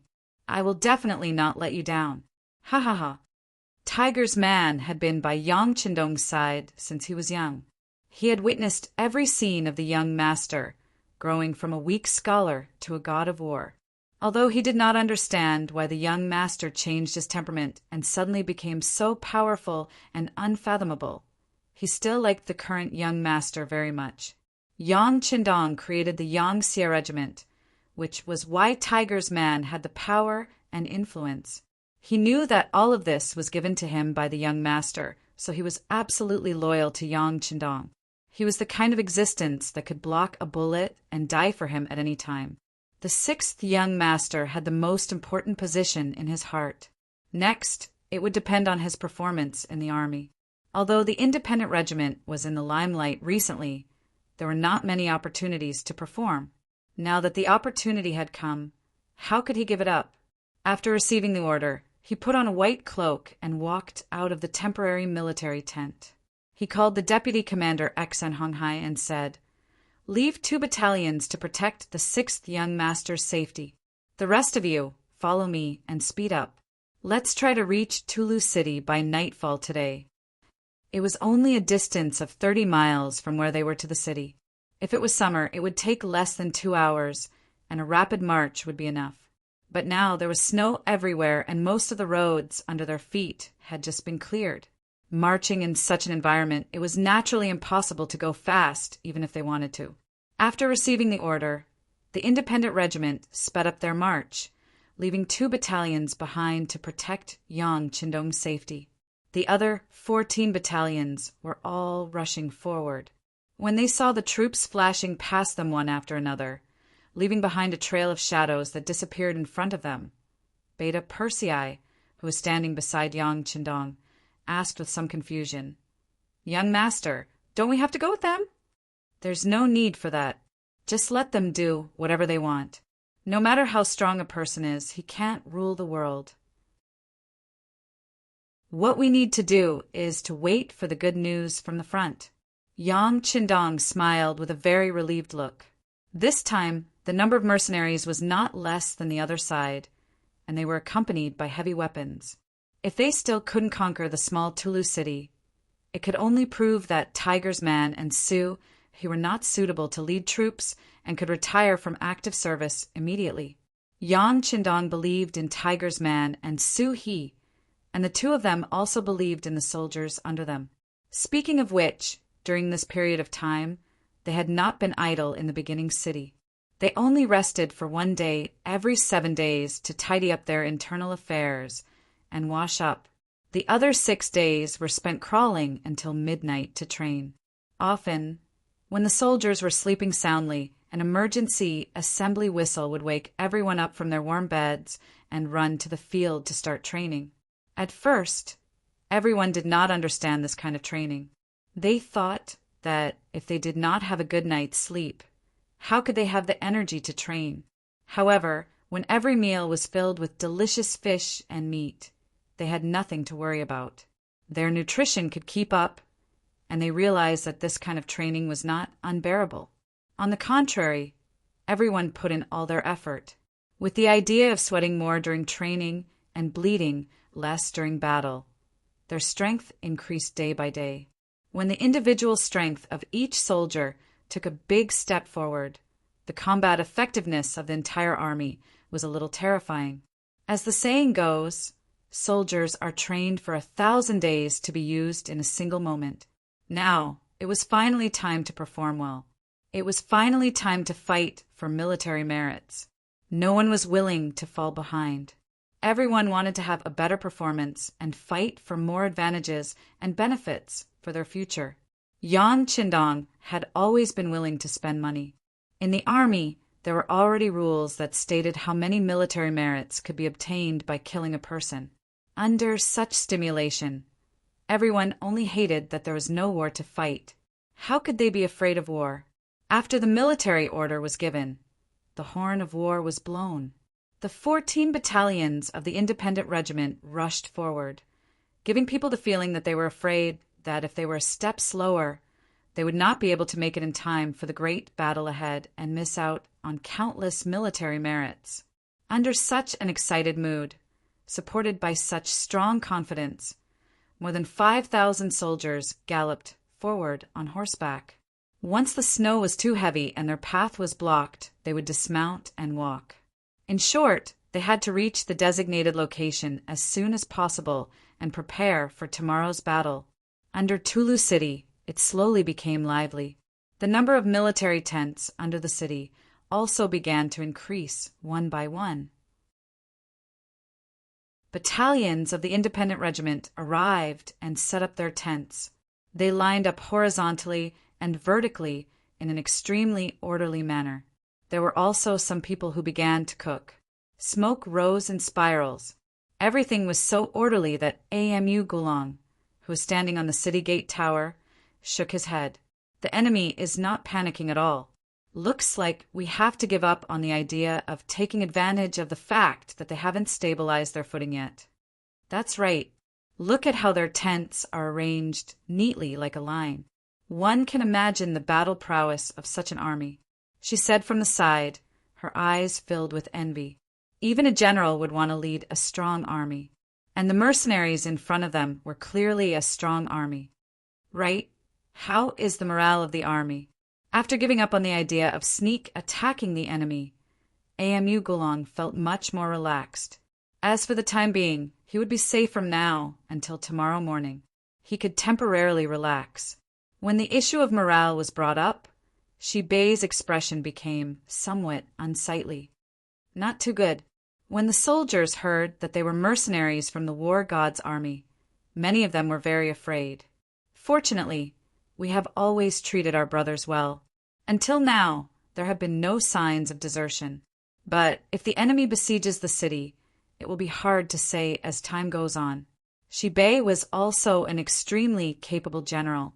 It was just that, as the deputy general of the city, he rarely had the opportunity to display his abilities, but he usually treated his brothers very well.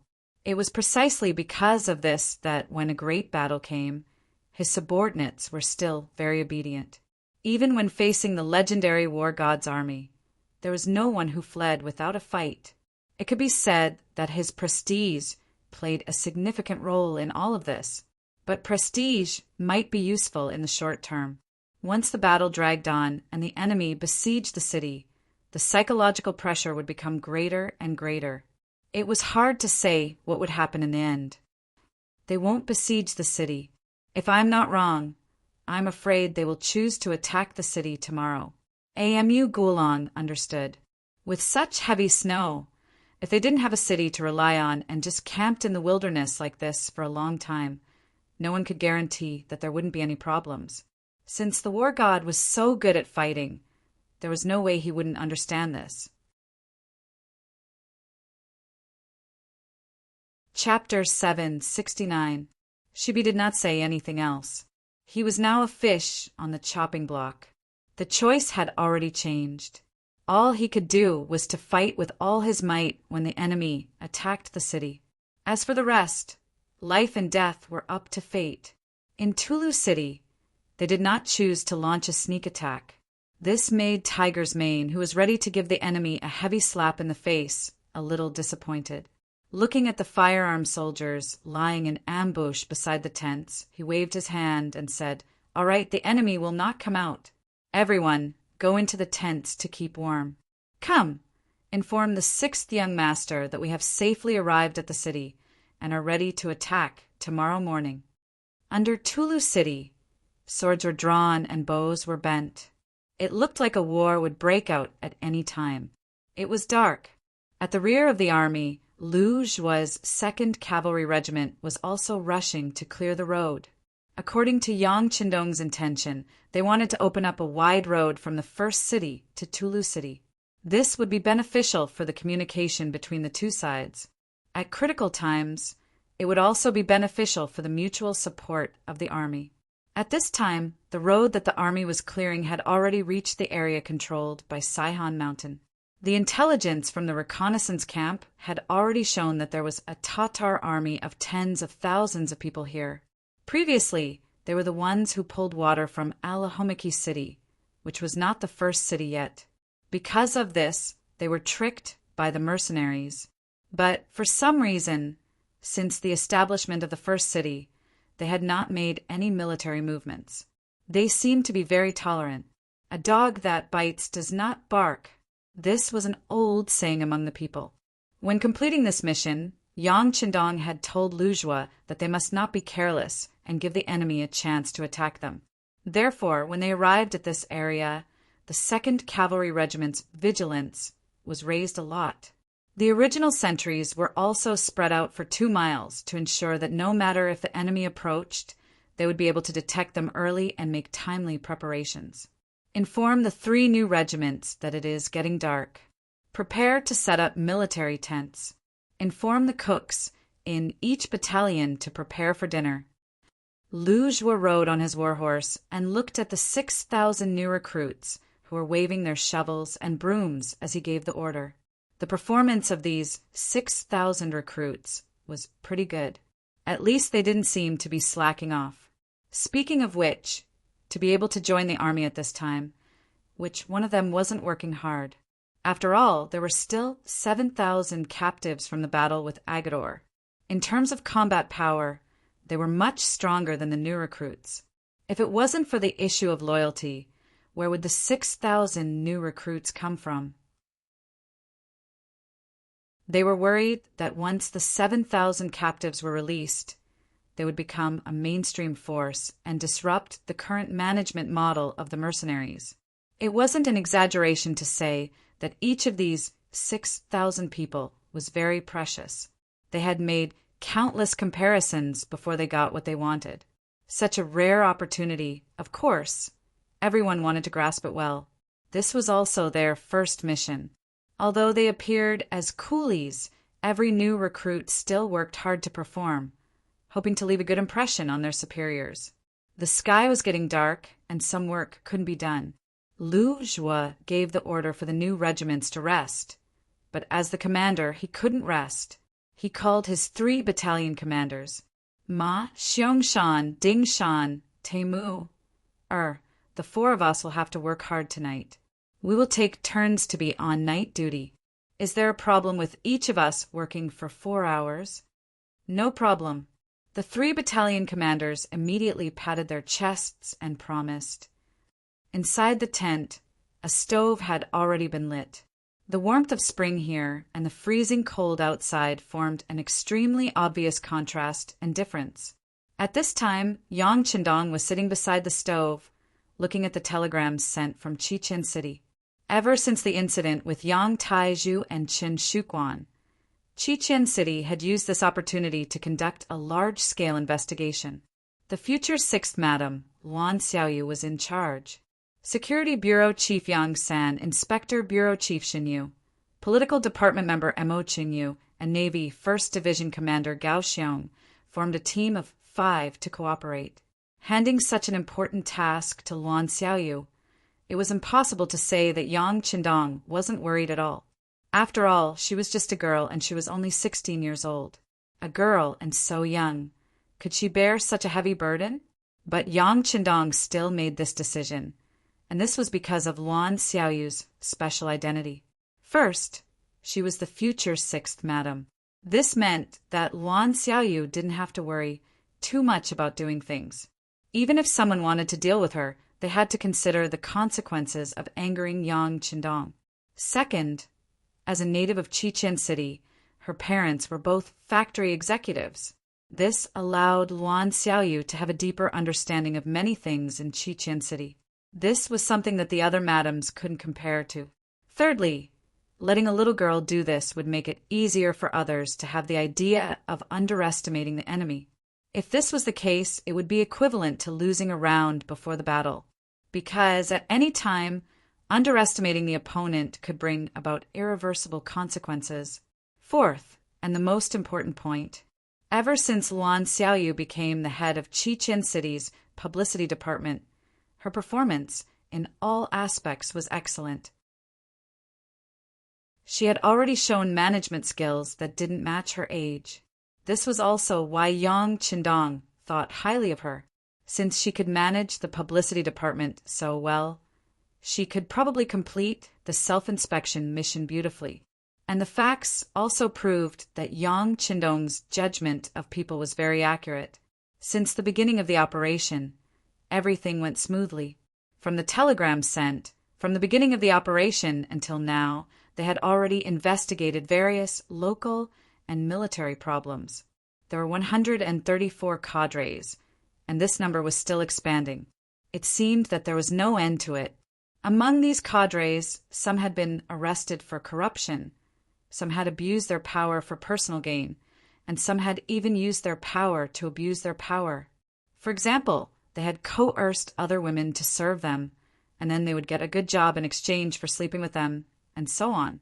Needless to say, as a woman, Luan Xiaoyu was naturally very angry about this. As long as there was such a leader, once they fell into his hands, he wouldn't even bat an eyelid when arresting people. Sigh. Gently putting down the telegram in his hand, Yang Qindong sighed from his mouth. Qiqian City had only been established for a short period of time, and there were already so many internal problems. This was under Yang Qindong's high salary. It could be imagined that if the salary wasn't high, the number of criminals would be more than doubled. Qiqian City was only a part of an island, and that was it. One could imagine what the officials of the great Ming dynasty were like. The so-called "a year of honest magistrate, 100,000 snowflake silver," was probably the most appropriate description. Yang Qindong was still thinking about some related problems when the curtain of the military tent was pushed open from the outside. Beta Persei, Taihu Baizhua, and the others walked in. Suddenly, the military tent became a lot more lively. Everyone is here, find a place to sit. Looking at these elites under his command, Yang Qindong's face showed a smile. Everyone was the first to follow Yang Qindong, so they didn't treat him as an outsider. They each found a place near the stove and sat down. Then they looked at the sixth young master with an expectant look. They knew that there must be something important to discuss, because in the past, when everyone appeared together, there would be more important tasks to carry out. Since they weren't outsiders, Yang Qindong didn't beat around the bush and directly said, "Tiger's Mane has already led the army to Tulu City. If nothing unexpected happens, there will be a good result tomorrow. Perhaps at this time tomorrow, we will be staying in the city, taking down Tulu City in one day." If someone else said this, they might not believe it, but since it came from Yang Qindong, Taihu and the others had no reason to doubt it. Their sixth young master was like this. Once he said something, he would always be able to quickly fulfill it. Yang Qindong had never thought that taking down Tulu City would be difficult. The difficult part was that he would have to enter the capital of Baiming.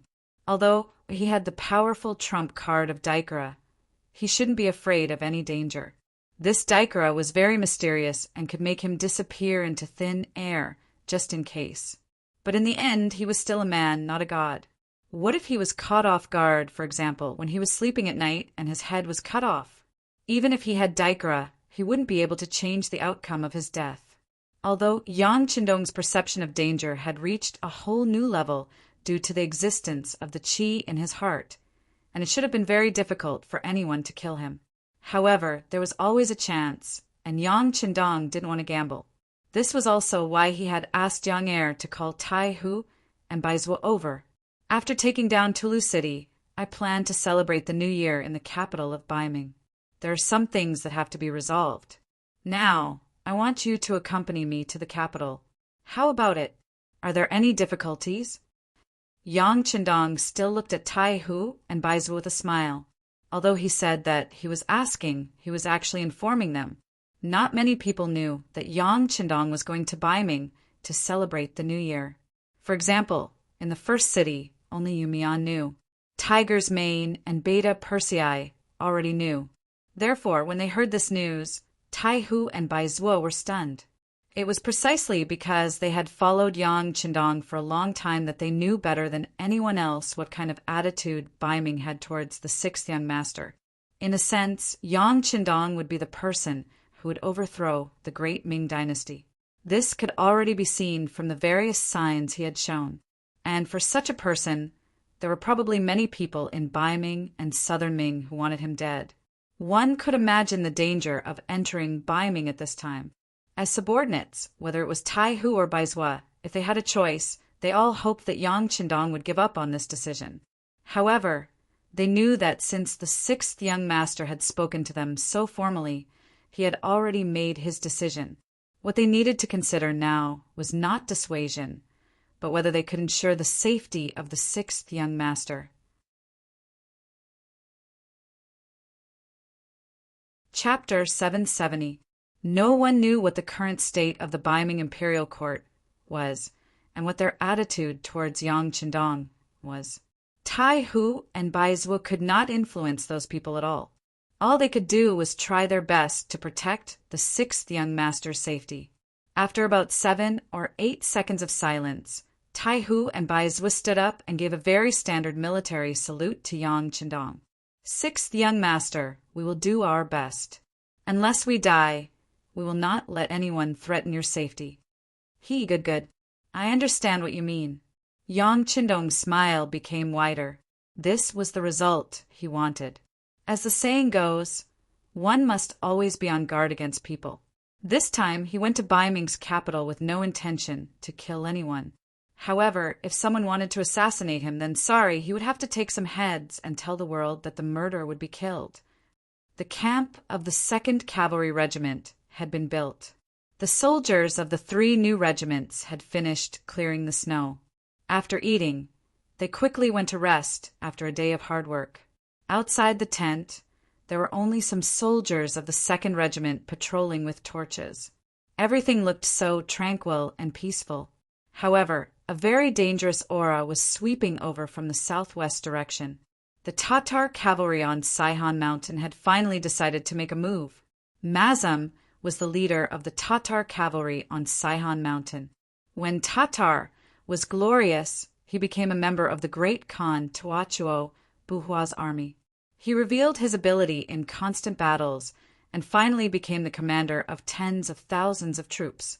Later, Yeshen and Agador conspired to deal with Tuachuo Buhua. Although they did not succeed in the end, the glorious Tatar army fell from prosperity to decline because of this. Mazam led his army back to Saihan Mountain. While accumulating strength, he waited for the great Khan Tuachuo Buhua's summons. However, it seemed that his luck wasn't that good. First, the team he sent to fetch water was robbed by the mercenaries, causing him to be furious. Then he received news that Agador's 50,000 cavalrymen were defeated. This made him, who originally wanted to teach the first city a lesson, suppress the anger in his heart and wait for another opportunity. He originally thought that even if the opportunity appeared, it would have to wait until spring next year. They never thought that in this season of snow, the mercenaries would suddenly make a move. They actually wanted to attack the city of Nadaru. Moreover, the scouts sent news that the front and middle of the mercenaries had already passed by the side of Saihan Mountain. Now, what appeared in front of them was the rear of the mercenaries. Nadaru City was his ally, and everyone listened to Tuachuo Buhua's orders. However, facing the main army of the mercenaries' main army, Mazam was not confident that he could severely injure them and force them to retreat. He could only watch them pass by him. Until the rear army arrived, he saw hope. "Your mercenaries are powerful. They can even defeat the main Tatar army led by Agador. I can't afford to offend them. However, how powerful could your rear army be?" Especially when the information from the scouts indicated that there were still 6,000 new recruits in this 8,000-strong mercenary army. Mazam was even more certain that his opportunity had arrived. With the same number of troops, the gap between the recruits and the veterans was very big. It wouldn't be an exaggeration to say that on the battlefield in a chaotic battle, even 5 rookies might not be a match for 1 veteran. This was because they lacked combat experience and didn't know what to do in order to survive better and better. Therefore, under normal circumstances, no matter how many recruits there were, it was difficult for the veterans to pay attention to them. But now, there were only 2,000 veteran mercenaries and 6,000 new recruits. This gave Mazam hope. He called over his most valued general, Boris, and decided to give him 5,000 cavalrymen to launch a surprise attack on the rear of the mercenaries at the foot of the mountain and cut off their escape route. Not only would he be able to take revenge for the water, but it was also equivalent to giving his ally, Amu Gulong, another form of support.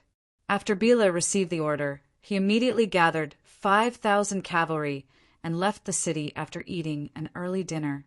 When the sky was completely dark, he was already less than 10 li away from the rear army of the mercenaries. Damn this weather! Looking up at the sky, Bila found that snowflakes had started to fall again. He couldn't help but curse. If it was summer, he would be able to reach the front of the enemy with a few charges. Then he would charge into the enemy's camp and cut off the enemy's head. But now, In such bad weather, the heavy snow had submerged the hooves of the war horses. How difficult would it be to charge? Pass down the order. Everyone dismount and lead the horses forward. Maintain the strength of the war horses to the greatest extent and slowly advance forward. Helpless, Bila had no choice but to make such a decision. He threw away the war horses that had the most advantage. This was originally a helpless matter, giving up the advantage and engaging in close combat with the enemy. Fortunately, they couldn't ride the war horses, and the mercenaries were the same. The heavens were very fair and gave everyone the same environment. This way, Bila was still very confident. The snow seemed to be getting heavier and heavier. It seemed like the light snow was about to turn into a heavy snow. Bora and his 5,000 cavalrymen were walking on the snowy ground. From time to time, they would hear the sound of soldiers falling into piles of snow, unable to extricate themselves and calling for help. The army moved slowly. After all, they were on the grasslands and were already used to such bad weather. Therefore, apart from being slower, they were still able to approach the rear army of the mercenaries step by step. After walking for 4 hours, they finally arrived at a place 2 li away from the camp. Due to the heavy snow, the vision of the scouts of the second group was greatly obstructed. Bila's luck wasn't bad. He was able to reach this place without being discovered. However, their luck came to an end. It was impossible for 5,000 cavalrymen to completely fool the enemy. Therefore, their appearance was still discovered by the scouts. Then, a white light suddenly soared into the sky and streaked across the top of Baile's army of 5,000. Flare! The white light instantly illuminated the entire ground and revealed the figures of the 5,000 Tatar cavalry. When the scouts saw the number of people on the other side with the help of this flare, the urgent sound of a horn resounded across the land. Enemy attack! Enemy attack! The enemy is cavalry. There are around 4,000 to 6,000 of them. After the scouts estimated the enemy's military strength based on their experience, they began to run as fast as they could, shouting and spreading the news. What is that? How can it be so bright? Could it be that the moon has fallen from the sky? The Tatar army that had been alarmed by the flares began to discuss among themselves. They had never seen or even heard of a flare before. At this moment, many of them were trembling in fear. Bila was also shocked by the flare. However, as the main commander, he knew that now wasn't the time to discuss this. How to stabilize the morale of the army and obtain victory was the most urgent matter. All soldiers, listen to my order. Charge with me. The enemy only has 2,000 veterans and 6,000 recruits. We launched a surprise attack. They are no match for us. Bila used an extremely bewitching voice to speak. Then he used his actions as an example and led his horse to charge forward. If Baila could abandon his horse and charge forward with the 5,000 Tatar soldiers, it would be possible for them to launch a surprise attack over a distance of 2 li. They might even be able to obtain victory. However, the grassland warriors trusted their horses too much. They didn't know what kind of consequences such an action would bring. The flare shot into the sky. This scene was clearly seen by the commander of the 2nd Battalion, Ding Shan, who was on night watch. His expression immediately became serious. He said to the soldiers beside him, "It's an enemy attack. Blow the whistle immediately. Everyone gather." Beep, beep, beep, beep, beep, beep. The hurried whistle sounded and spread throughout the entire camp. Out of conditioned reflex, all the soldiers who were still sleeping when they heard the whistle immediately reacted. They got dressed and got up. They took the weapons piled in their tents and rushed out of the camp to gather their troops. The 6,000 new recruits also rushed out of their tents one by one. However, many of the soldiers were still in a sleepy state. There were even some who showed dissatisfaction. During the day, they worked hard to sweep the snow. At night, they still had to conduct an emergency training. Would they still have the strength to work during the day? The soldiers who had such thoughts were not the only one. They all had dissatisfaction on their faces. However, when they saw the commander of the 2nd Cavalry Regiment, Lu Jua, walk in front of their troops, everyone's expression became serious. They were very clear that if they wanted to gain a foothold in the mercenary army, every performance was very important. They couldn't let the commander see their lazy side. "Soldiers, we have encountered an enemy attack. The enemy is less than 2 miles away from us. Now, everyone, please pick up the weapons in your hands and fight together with the soldiers of the 2nd Regiment. Please remember, this is not a training exercise. This is a real battle." After giving a salute, Lu Jua gave a few instructions to the new regiment commander. Then, he strode towards another new regiment. Wow. At this moment, the entire new regiment was like a boiling pot. They thought that it would be like the previous training. They didn't expect that everything was real. Were they going to participate in the battle? When they thought of their families and brothers and sisters who had been waiting for them to make military contributions in the beginning city, all the soldiers' eyes lit up. Ba Tu was also in this new regiment.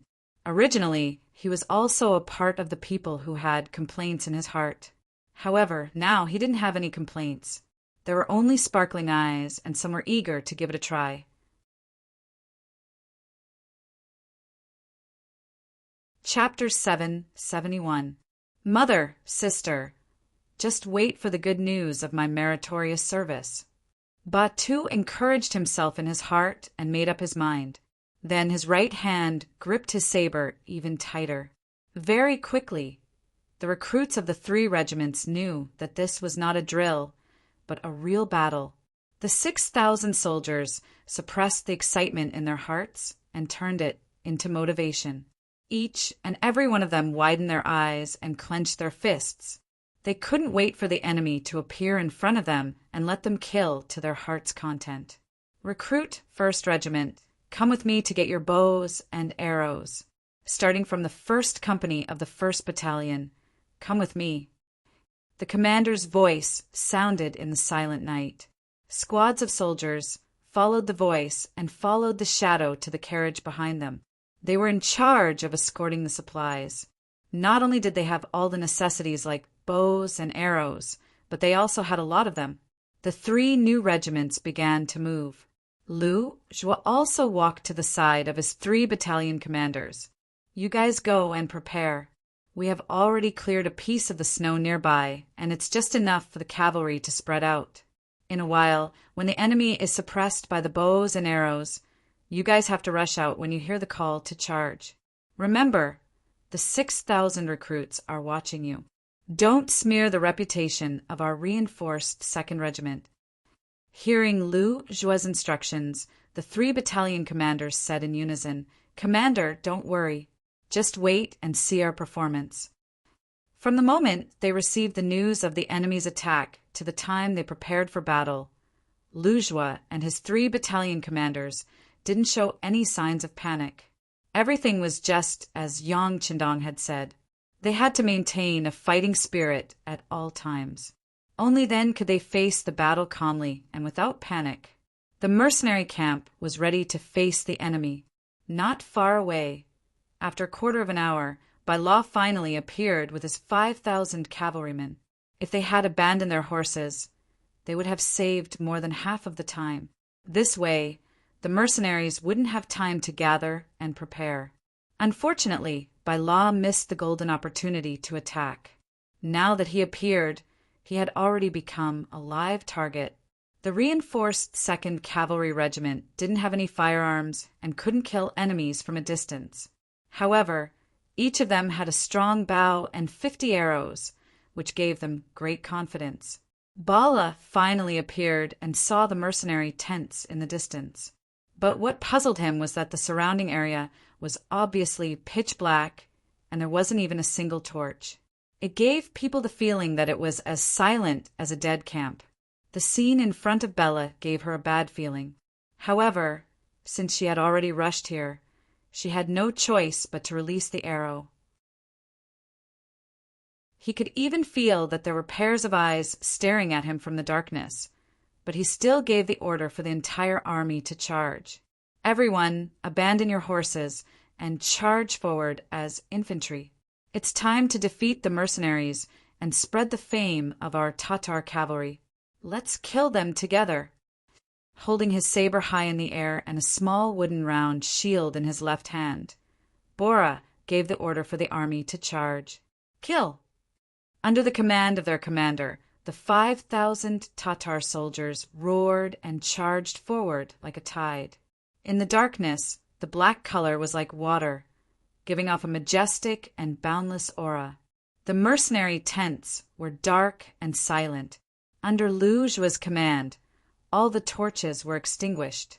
After waiting for a few minutes, everyone's vision returned to normal, and they could clearly see the enemies in the distance.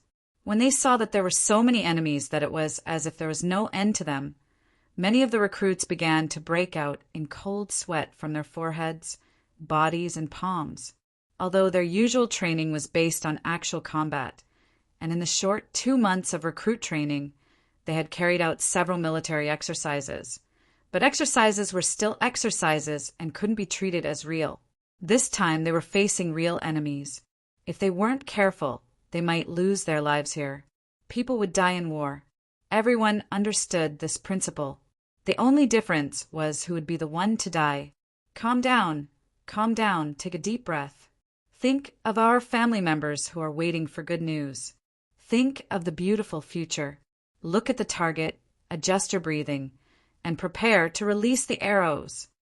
Mixed in with the recruits, there were many veteran squad leaders and vice squad leaders. They felt the changes in the recruits and constantly spoke words of encouragement. Voices sounded one after another, causing the originally nervous and restless recruit camp to become much quieter. At this time, the Tatar soldiers had already rushed to a position 80 meters in front of the camp. They had already entered the range of the bows and arrows. Release the arrows! A loud shout suddenly sounded. It was the voice of the 1st Regiment leader of the recruits. The 2nd Regiment leader and the 3rd Regiment leader of the recruits responded in unison. Out of instinct, as soon as the voice fell, countless arrows broke through the air and shot towards the Tatar soldiers. Ding, ding, dang, dang. Dang, dang, ding, ding, the sound of arrows breaking through the air, falling to the ground and colliding with shields and weapons rang out one after another. It was very lively. A wave of 6,000 arrows was shot out and collided with the Tatar soldiers. For a moment, countless black figures fell to the ground. At least 300 people suffered different degrees of arrow injuries. The effect is not bad. Again, release the arrows. Seeing that 6,000 arrows were shot out, but only 300 of them were killed or injured, the new recruit commander couldn't help but sigh in his heart. Recruits were still recruits, after all. They were still too nervous. So much so that most of them didn't perform to their full potential. Voices of encouragement rang out. Compared to before, some of the recruits had already begun to adapt. When they took out their bows from their quivers, their hands were no longer trembling like before. Their gazes had also become much calmer at this moment. Haha, did you see that? Recruits are still recruits.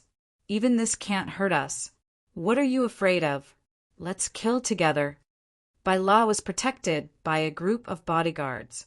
When the arrows came from afar, if it wasn't a shield in front of him, then it was a meat shield. After a wave of arrows, not only was he not injured, but even the bodyguards protecting him were not injured. This result naturally made him overjoyed. In an instant, his self-confidence exploded. He shouted loudly to encourage the soldiers below. At the same time, he increased the pace and speed of the charge. It was true that the opponents were recruits, and most of them hadn't gone to the battlefield. However, don't forget that they had trained in the mercenary camp for 2 months. Originally, they were selected from more than 10,000 young adults. Originally, they had a good foundation. In addition to the hard training, their strength had undergone a qualitative change in a very short period of time. The first wave of arrows didn't perform well because it was the first time and they were too nervous. However, when they let go of their nervousness and picked up their bows, many of the soldiers had already entered a state of mind. They had one eye open and the other closed as they aimed at the target. After adjusting their breathing, the arrows were released and flew out like meteors. Once they entered a state of mind, the advantage of the arrows began to show. Even if only 1/6 of the 6,000 soldiers hit the target, the result was still very frightening. When the arrows fell into the Tatar army, the result was that more and more soldiers were hit by the arrows and fell on the path of the charge. Good shot. Seeing the enemy falling to the ground one by one, and only less than 6 out of 10 were able to reach the front, the commander Lu Jua laughed loudly. Come, blow the horn of charge. It's time for us to counterattack. Toot toot toot toot toot, toot toot toot toot toot. The loud and clear horn of charge had been blown. Along with this exciting sound, thousands of war horses suddenly rushed out from the left and right sides of the battlefield. The war horses galloped at high speed in the heavy snow, bringing up white snowflakes one after another. Correspondingly, there was dark red blood mixed with the white snow. The snow around the camp had already been cleared. The heavy snow had just covered the ground, and it couldn't stop the war horses from galloping wildly in this area. Under the high-speed charge of the war horses, when the sabers fell from the sky, countless heads flew up from the ground, and countless blood splattered across the ground. The accuracy of the arrows had increased, and there was also the fierce attack of the war horses. At this moment, the Tatar army had a feeling of being beaten silly. How did the arrows that were just for show become so accurate? Why did the frequency of the arrows become faster and faster? Why could the enemy cavalry gallop freely on the ground covered in heavy snow? Why? There were too many whys, but no one would answer them now. There were only the screams and cries of their companions for help. General, let's retreat. We have already lost 40% of our combat strength. If we don't retreat now, I'm afraid we won't be able to retreat. Seeing more and more of his companions being killed on the ground and the number of soldiers around him decreasing, a Chiliarch ran to Bai Le's side and complained tearfully. Bai La still had a trace of unwillingness. He hadn't really fought with the enemy's recruits yet. He believed that if they could engage in close combat, their advantage would be obvious. This was also the main reason why he dared to bring 5,000 soldiers to fight against the 8,000 mercenaries. However, the situation on the battlefield didn't allow him to do so, because if the battle continued, he was afraid that it would be like what the Chiliarch said. He would have no chance of escaping. At that time, even if he severely injured the mercenaries, what could he do? Clenching his teeth, his face was filled with unwillingness. After changing his mind several times, Bai La finally gritted his teeth and gave the order, retreat. Retreat as you fight. If the enemy dares to charge over, counterattack with all your strength when the snow is thick.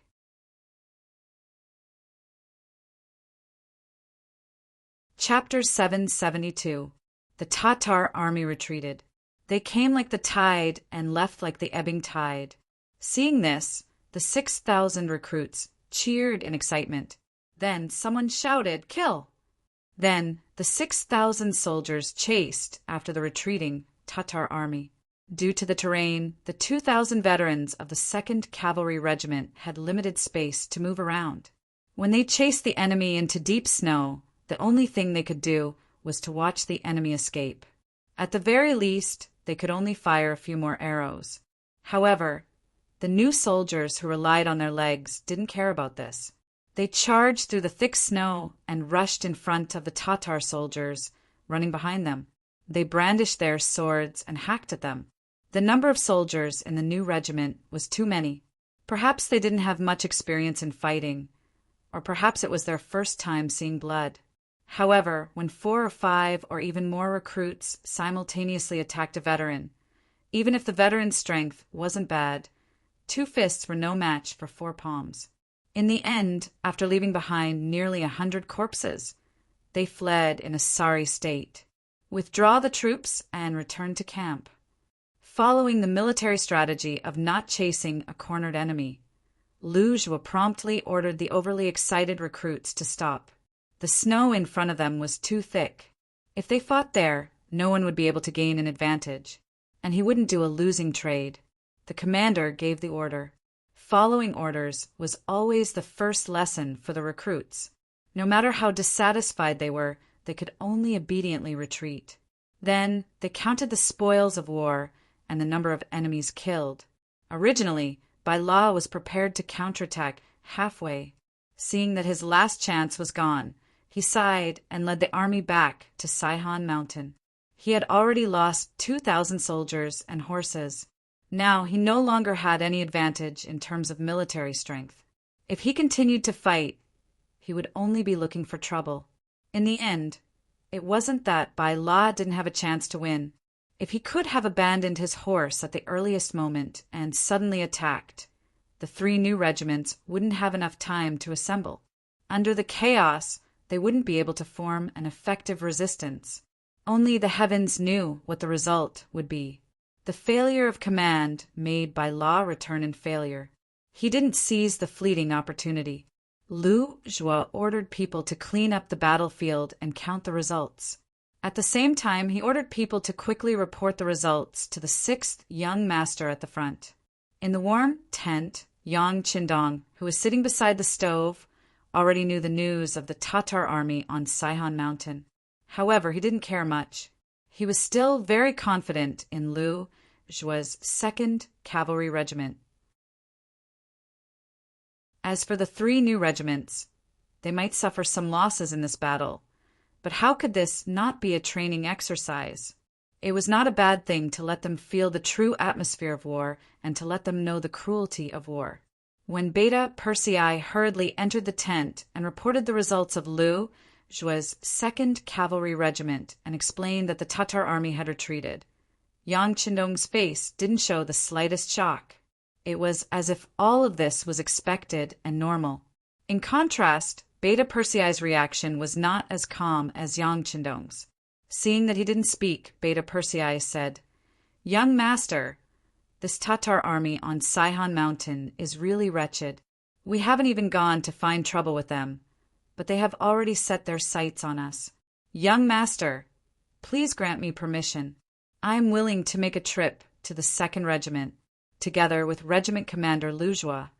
We'll kill our way up Saihan Mountain and pull out this malignant tumor beside us." Yang was a little angry. Of course, he also wanted to make a contribution.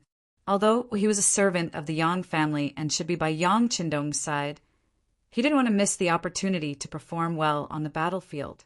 No need. Yang Qindong shook his head and said indifferently, "They won't be able to do anything. Let them stay there for now. When the time is right, we will naturally clean up these bugs." It was freezing cold outside, and it was snowing heavily. It would be extremely difficult to rush up Saihan Mountain at this moment. There was no need to spend so much effort to deal with an enemy that couldn't threaten their safety at all. In the end, Saihan Mountain was not the target of this military attack. Taking down Tulu City and opening up the passage from the first city to Ming was the first thing to do. With Yang Qindong's personality, once he set a goal, he would definitely achieve it. Everything else had to give way to him. Since Yang Qindong said that there was no need, Beta Persei knew that it was meaningless to fight for it. He nodded and said, "Young master, Tiger Man sent a message saying that they are ready to attack the city tomorrow. Do you have any other orders?" "Just follow the plan. I don't have any special orders." Yang Qindong shook his head again. Before leaving, he had talked to Tiger Man about what to do. This person had been with him for a long time and knew best in his heart what to do. Tiger Man really knew what Yang Qindong was thinking. If it weren't for the special geographical location of Tulu City, with just the 10,000 Tatar army, they wouldn't be able to withstand the pressure of the army. What Yang Qindong wanted was a safe passage. That being the case, Tulu City must be taken down. Not only that, but the damage must not be too serious. Otherwise, How could a ruined city house the army and the people? In this world of ice and snow, even if they wanted to rebuild the city, the conditions were not enough.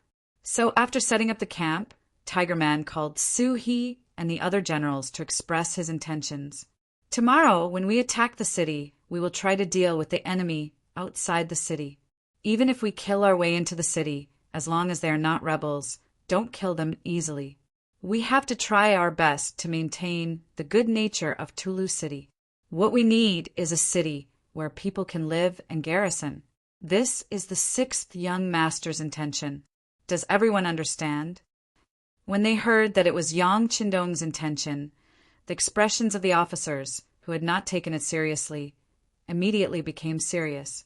They all nodded, indicating that they would abide by the military order and try their best not to destroy the city and not to kill indiscriminately in the city. In the camp, the 10,000 mercenaries had a good night's rest.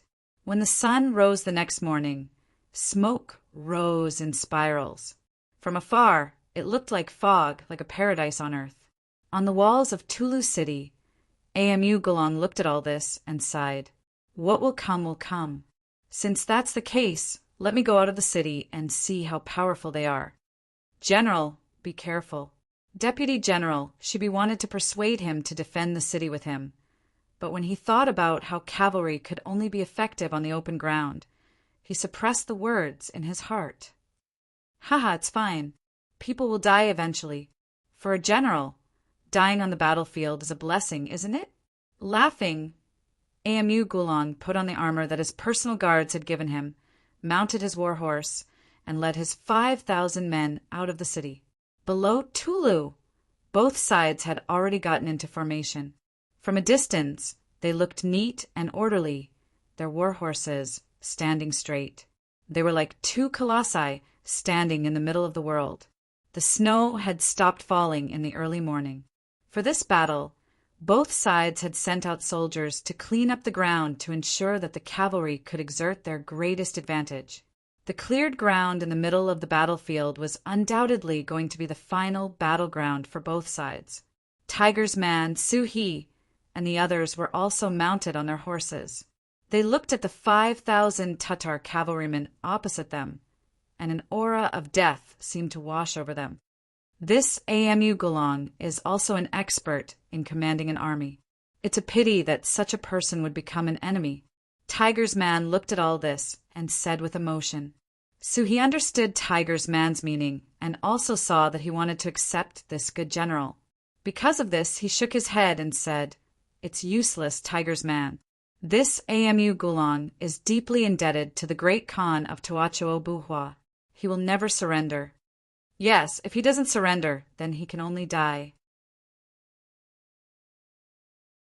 Tiger's man also knew that in the face of Su-hee's persuasion, the other side had no intention of talking at all. This was enough to explain everything. If that was the case, then they would just fight. If they couldn't be friends, then they could only be enemies. At this time, AMU Gulong was also sweeping his eyes over the mercenaries opposite him. When he saw that the other side's army was also neat and orderly, and when he looked at them from afar, a wave of austere aura rushed over. He couldn't help but sigh. Mercenaries were indeed mercenaries. Just from the formation alone, many grassland cavalrymen could only achieve this much. Humph. Good formation and strong aura doesn't mean that you have powerful battle strength. Come, everyone get ready. Today we will break the myth of the invincible war god. Everyone listen to my orders. Follow this general. Charge! AMU Gulong was still holding a 2-meter long sword in his hand. With a loud shout, he waved his sword forward. The war horse under him seemed to understand his words, and was the first to leave the group and charge forward. The Tatar cavalrymen moved like thunder. Under the city walls of Tulu, they formed a fan and charged towards the mercenaries. As if they knew that the mercenaries had firearms, the 5,000 Tatar cavalrymen were not too concentrated. Instead, they were very scattered. Each cavalryman maintained a distance of at least 3 meters from each other as they charged straight for the kill. The earth trembled as if it was shaking. It was like a tsunami, making it impossible for people to regain their previous calmness.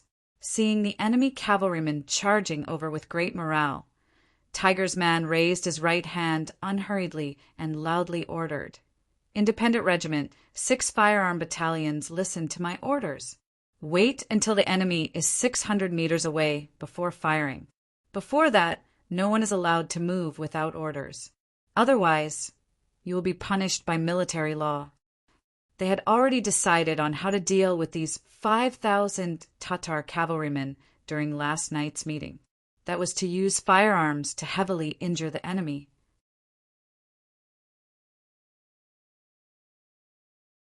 Chapter 773. Although it wasn't difficult for the Independent Regiment and the Tatar Cavalry Regiment to deal with 5,000 Tatar cavalry, Tiger's man still made the decision to use firearms to defeat the enemy. He quoted Yang Chindong's words, "Since we can pay a smaller price, there is no need to make the soldiers suffer." Su, He, and Xian Honghai naturally agreed with this decision. However, they weren't without worries. For example, the effective range of the Type 81 rifle was around 800 meters, and the best shooting range was between 200 to 600 meters. If the enemy was allowed to reach this distance, wouldn't the army fall into chaos? After all, if one side's morale was high and the other side didn't move, it would be a test of the people's will. If things went wrong, the army's morale might collapse. If that happened, the enemy would take advantage of the situation and kill them. The result would be unimaginable. Tiger's man only smiled at this concern. "You must have confidence in our soldiers. Speaking of which, isn't this a test?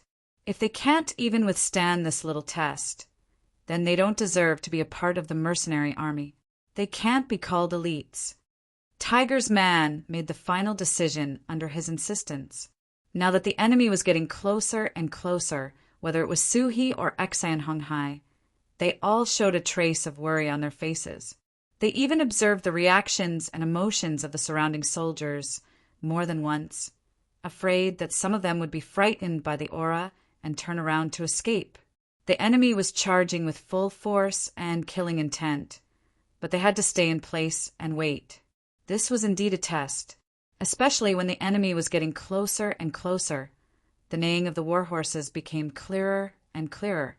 Many of the warriors who were waiting on the spot revealed anxious expressions. Some of the war horses even began to snort uneasily, lightly lifting their hooves and pacing around on the spot. Perhaps these war horses were reminding their masters that it was time for them to charge as well. Anxiety could be seen on everyone's face. Some of the soldiers who weren't mentally strong turned pale, but fortunately, there weren't any deserters. Even though the cavalry on the other side was getting closer and closer, and the pressure was getting stronger and stronger, most of them were still staring ahead. Without any orders, they didn't even draw their cavalry swords.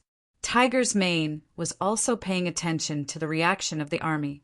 He couldn't help but smile when he saw that the soldiers' expressions had changed, but their formation was still stable. It was said that the battlefield was the best place to test and train a warrior. It seemed that this was indeed the case. Of course, Hu Mang still had a sense of propriety when doing things. He knew that going too far was bad. Seeing that the pressure on the soldiers had reached a peak, he finally gave the order, "Everyone listen up. Draw your swords." As soon as he shouted, the trumpeter beside him immediately blew a very short bugle call. This was one of the characteristics of mercenaries. Most of the time, they would use loud bugles to replace the traditional signal flags. Compared to the command flag, which they had to stare at closely, the sound of the bugle could be heard more clearly, allowing them to make the correct judgment and action immediately. Shwa! The sound of swords being drawn rang out in unison. Thousands of cavalry did the same action in unison, giving off a very imposing feeling. Just this one action instantly lifted the spirits of the soldiers, who were originally in low spirits. At this moment, the Tatar cavalry on the other side was already 800 meters away, and they were still charging forward. AMU Gulang, who was charging in the middle of the troops, was flushed red with excitement. He originally thought that he would definitely lose this battle because he didn't have enough troops. In fact, he came this time with the mentality of facing death with equanimity. The only difference was that he wanted to see how many enemies he could kill in the end. However, he never thought that the mercenaries would be so careless and allow him to bring his troops closer. Could it be that the commander of the enemy didn't know that in order for the cavalry to display their strength, they had to constantly charge and increase their speed, relying on the advantage of speed to increase the power of their swords? Amu Gulong cursed the idiocy of the enemy commander in his heart. He became more and more excited as he saw the hope of victory. He believed that as long as he charged forward, once he entered the camp of the mercenaries, even if the enemy had guns, they wouldn't be able to do anything to him.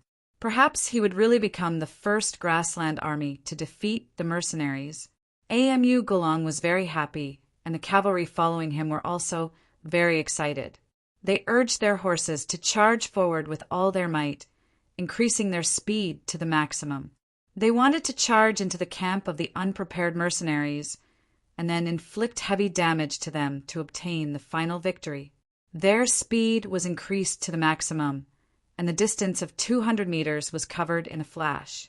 When the distance between the two sides reached 600 meters, Tiger's man's eyes narrowed, and he loudly gave the order to open fire.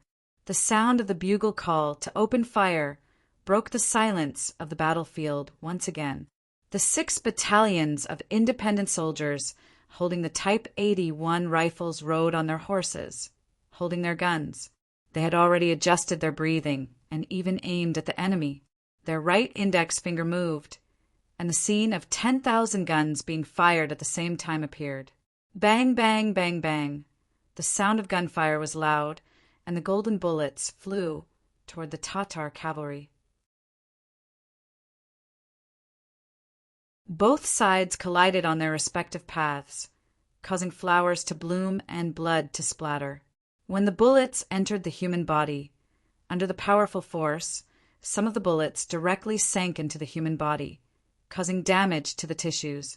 Some of the bullets simply rushed out and entered the body of the second cavalryman behind, causing continuous damage. The sudden sound of gunfire had already made Amu Gulong cry out in his heart.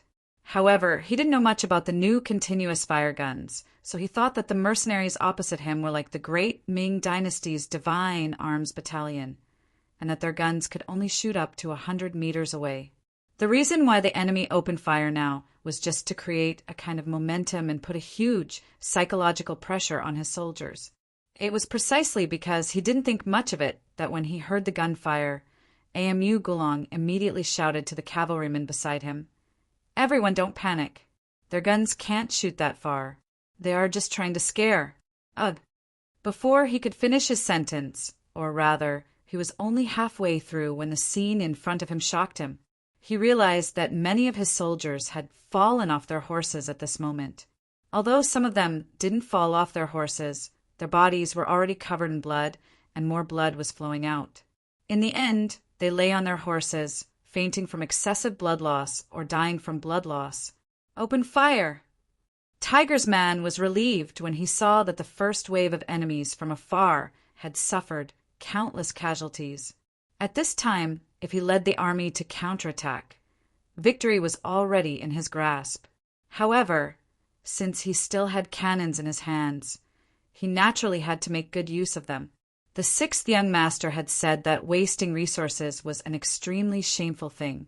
A new military order was issued, and the loud bugle sounded again. The 2 100mm sniper cannons at the rear that could shoot thousands of meters away were immediately loaded with shells. 2 seconds later, they flew out of the barrels and landed at the coordinates that had been adjusted long ago. Boom! Boom! 2 deafening sounds that could even shatter one's eardrums rang out and landed in the central area of the Tatar cavalrymen.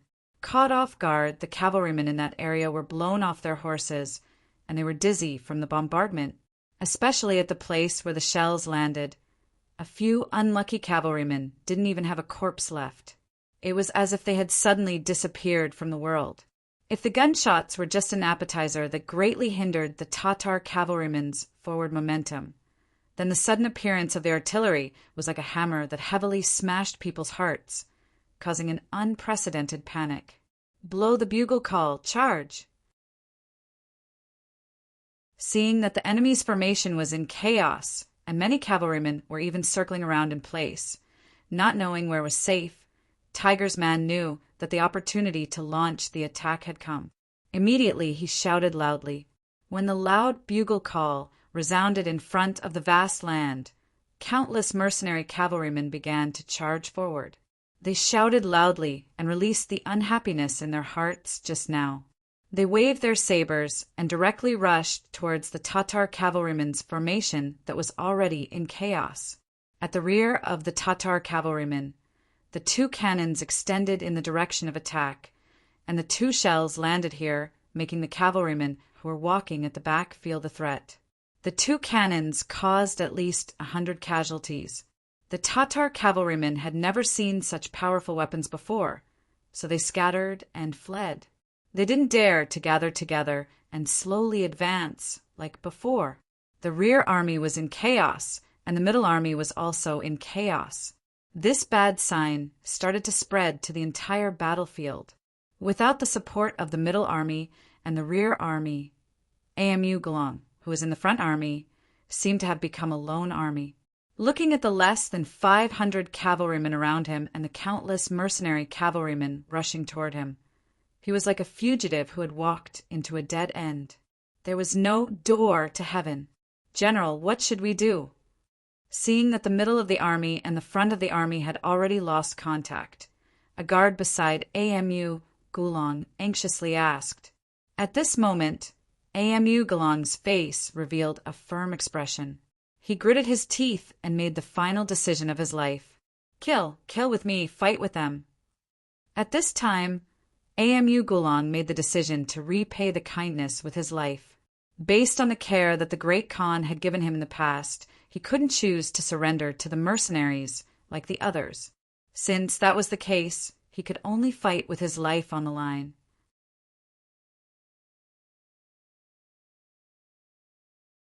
Chapter 774. Kill. After making his decision, Amu Galang was the first to whip his horse and charge towards the countless mercenaries. Beside him, the 500 Tatar cavalrymen seemed to have been influenced by him and charged forward with a loud roar. General Su He, I'll leave this place to your Tatar cavalry. Soldiers of the independent regiment, follow me and charge from both sides. Tiger's mane saw through Amu Galang's intentions with a single glance. Since the other party wanted to die for a righteous cause, then he would fulfill his wish. How could Tiger's mane pay too much attention to an enemy general who wouldn't surrender? After shouting at Su He, he and Vice Commander Xan Honghai led their troops from the left and right, leaping over Amu Galang's 500 cavalrymen and charging forward. Amu Galang also didn't have any thoughts of stopping Tiger's mane. He had already seen Su He coming from the front and knew that this was his opponent. He immediately brandished his long sword and charged forward. Both sides didn't have any intention of retreating. Like 2 high-speed mad bulls, they collided with each other in the next moment. Then the cavalrymen intertwined with each other and the sound of weapons clashing could be heard. Clanking sounds could be heard as the cavalrymen fell from their horses, one after another, and died on the battlefield. After a charge, when both sides turned their horses around, they saw the corpses of more than 200 cavalrymen on the battlefield. 90% of these corpses belonged to Amu Galang's men, 500 against 3,000. There was a great disparity in military strength. In addition, the sabers in the hands of the Tatar cavalry were very sharp. Once Amu Galang's men clashed with them, the sabers would often break after 5 or 6 strikes. At that time, they would only be at the mercy of the enemy. In just one clash, they had lost more than 200 soldiers. Nearly half of their forces had been lost. A ghast could be seen in Amu Galang's eyes. But then his face turned red and he shouted again, Follow me and kill." The second clash began. Sabers were waved, shouting, and war horses neighed. There were 3,000 people on one side and 200 on the other. Once again they clashed. Amu Gulong brandished his 3-meter-long blade, continuously slashing about. He had exchanged blows with at least 7 mercenaries, killing 2 of them on their horses. However, he was also tired to the point where he was gasping for breath. When he turned around to look at his horse again, he saw another 200 or so corpses on the battlefield. Most of them were still his subordinates. "General, I'm afraid we can't hold on any longer." It was still the same bodyguard. He seemed to be quite lucky to have held on until now. However, the others were not so lucky. There were originally 500 cavalrymen, but now there were only about 50 left. Not only that, but most of them were also injured. Even without the soldiers' reminder, Amu Gulong could see that the situation was very unfavorable. However, for Amu Gulong, who had long been prepared to die, this was just a matter of asking for mercy. How many of them did we kill? You've seen it clearly. Although he knew that he was about to die, Aga Gulong was still concerned about the number of enemies he had killed. Perhaps this was the reason why he insisted on fighting to the death. Even if he died, he would drag some of them down with him. This may be less than 30 people. The soldier's eyesight was not bad, but because of this he saw a little too clearly and said some hurtful words.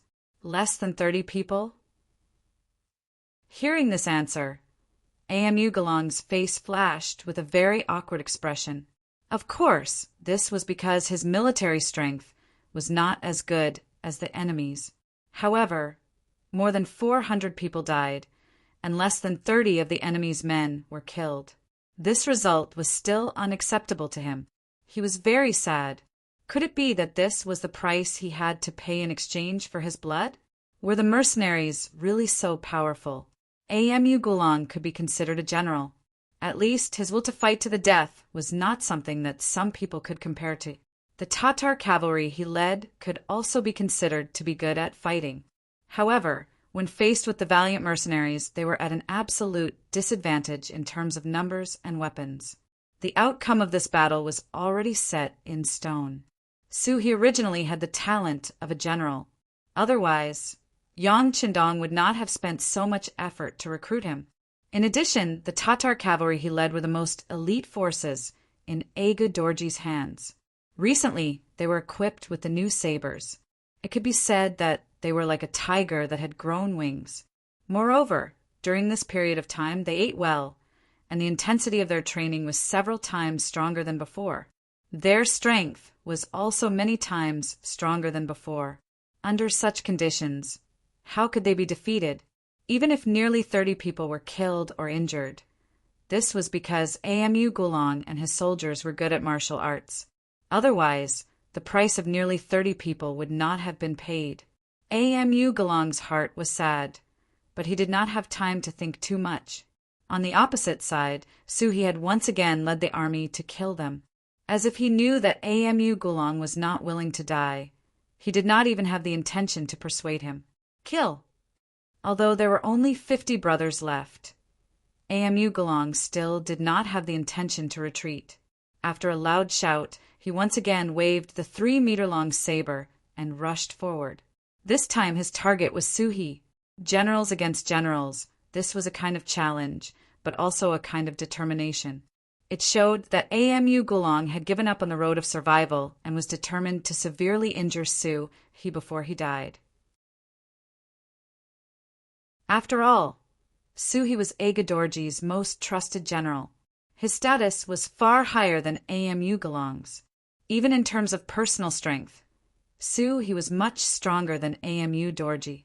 He knew that the opponent was stronger, but he still wanted to challenge. This kind of courage had already explained everything. Leave this person to me. You guys go and deal with the others. Suhi also saw Amu Gulong's determination to fight to the death. He immediately decided to help him. He glanced at Gushan and the others who were protecting him. Gushan and the others had to obey the general's order. After a sound of agreement, they rushed to the other enemies. For a time, the battlefield became a vacuum. He stood with his saber, waiting for Amu Gulong to approach. In the distance, a man and a horse were approaching quickly. The 3-meter-long broadsword had already been raised. When they were 3 meters away from He, the broadsword fell from the air and pressed down with the whistling sound of the wind. Clenching the saber in his right hand, He stared at Amu Gulong's every move. When the saber fell, he moved sideways and raised his saber to cut it. Under the powerful arm, the collision of the two weapons caused a spark. Under the huge force, the saber was indeed crooked. Under the collision of the saber, it almost fell out of his hand. Forcibly holding the 3-meter-long saber, Amu Gulong's face showed a shocked expression. He had long heard that he was an all-rounder. Before, he didn't take it seriously. It wasn't until he really fought with him that he realized that a famous general was indeed a famous general. Sure enough, he wasn't so easy to deal with. The saber fell and also narrowed the distance between the two sides. At this moment, the advantage of the saber was revealed. As the saying goes, an inch shorter is an inch more dangerous. At close range, the horse chopping blade that was only a meter long was able to fully display its agility. Under the incessant chopping from top to bottom, it caused Amu Gulong's mind to be thrown into disarray. Numerous wounds appeared on his body. If it was someone else who was cut by the sharp saber, they would have fallen off the horse and been defeated. But Amu Gulong was determined to die. He was completely relying on his spirit to make a final resistance. He had already ignored the wounds on his body. He thought that if he could kill He, even if he died, it would be worth it. In He's eyes, Amu Gulong's unwillingness to fight to the death made him reveal a look of admiration. But this was a battlefield not making friends. Although he was shocked by the opponent's determination to fight to the death, He's hands didn't stop. Not only did he wave the saber forward, he also found an opportunity to grab the back of the saber and held it in his hand. If it was under normal circumstances, if he dared to be so arrogant, Amu Gulong only needed to use all his strength to regain control of the weapon. It was not impossible for him to take the opportunity to seriously injure He, but now he was already covered in scars. His strength was almost exhausted. Facing He's huge strength, he was already powerless to resist. With his saber restrained, Amu Gulong could only passively take the beating. After instinctively dodging 2 sabers, the saber fell on his chest for the 3rd time, penetrating his chest. While blood flowed out, the vitality in Amu Gulong's eyes quickly disappeared. With a saber in his chest, Amu Gulong's strength was also exhausted at this moment. He glanced at he who was riding on the horse next to him. He wanted to say something, but his mouth couldn't make any sound except for blood foam. With a plop, He's left hand loosened the saber, and Amu Gulong fell from the horse. Even if he died in battle that moment, he still opened his eyes wide and looked at the sky. It seemed that he still wanted to say, "Great Khan, I didn't let you down. I fought until the last drop of blood." Amu Gulong died in battle. The last 50 cavalrymen left by his side also died under the siege of Gushan and the others. But it was worth mentioning that no matter how Gushan tempted them with words, none of the 50 men surrendered. In the end, they fought until the last drop of blood was shed and died. The attack of the independent regiment, led by Tiger's man, was also very smooth. First, they launched a surprise attack with the muskets, which destroyed the enemy's morale and killed nearly 1,000 cavalrymen. Then, the mortars showed their prowess. The chaotic bombardment disrupted the enemy's formation and dealt them a heavy psychological blow. When the independent regiment came, it was like the last straw that broke the camel's back. The Tatar cavalrymen, whose morale had fallen to the bottom, became a turtle in a jar, a fish in a net. Those who surrender can live. Those who resist will be killed. Tiger's man shouted, and the soldiers of the independent regiment also shouted. During this period, as long as there was resistance, they would swarm up together. Several sabers would come at the same time. No Tatar cavalryman could withstand such power. There was no other choice but to die.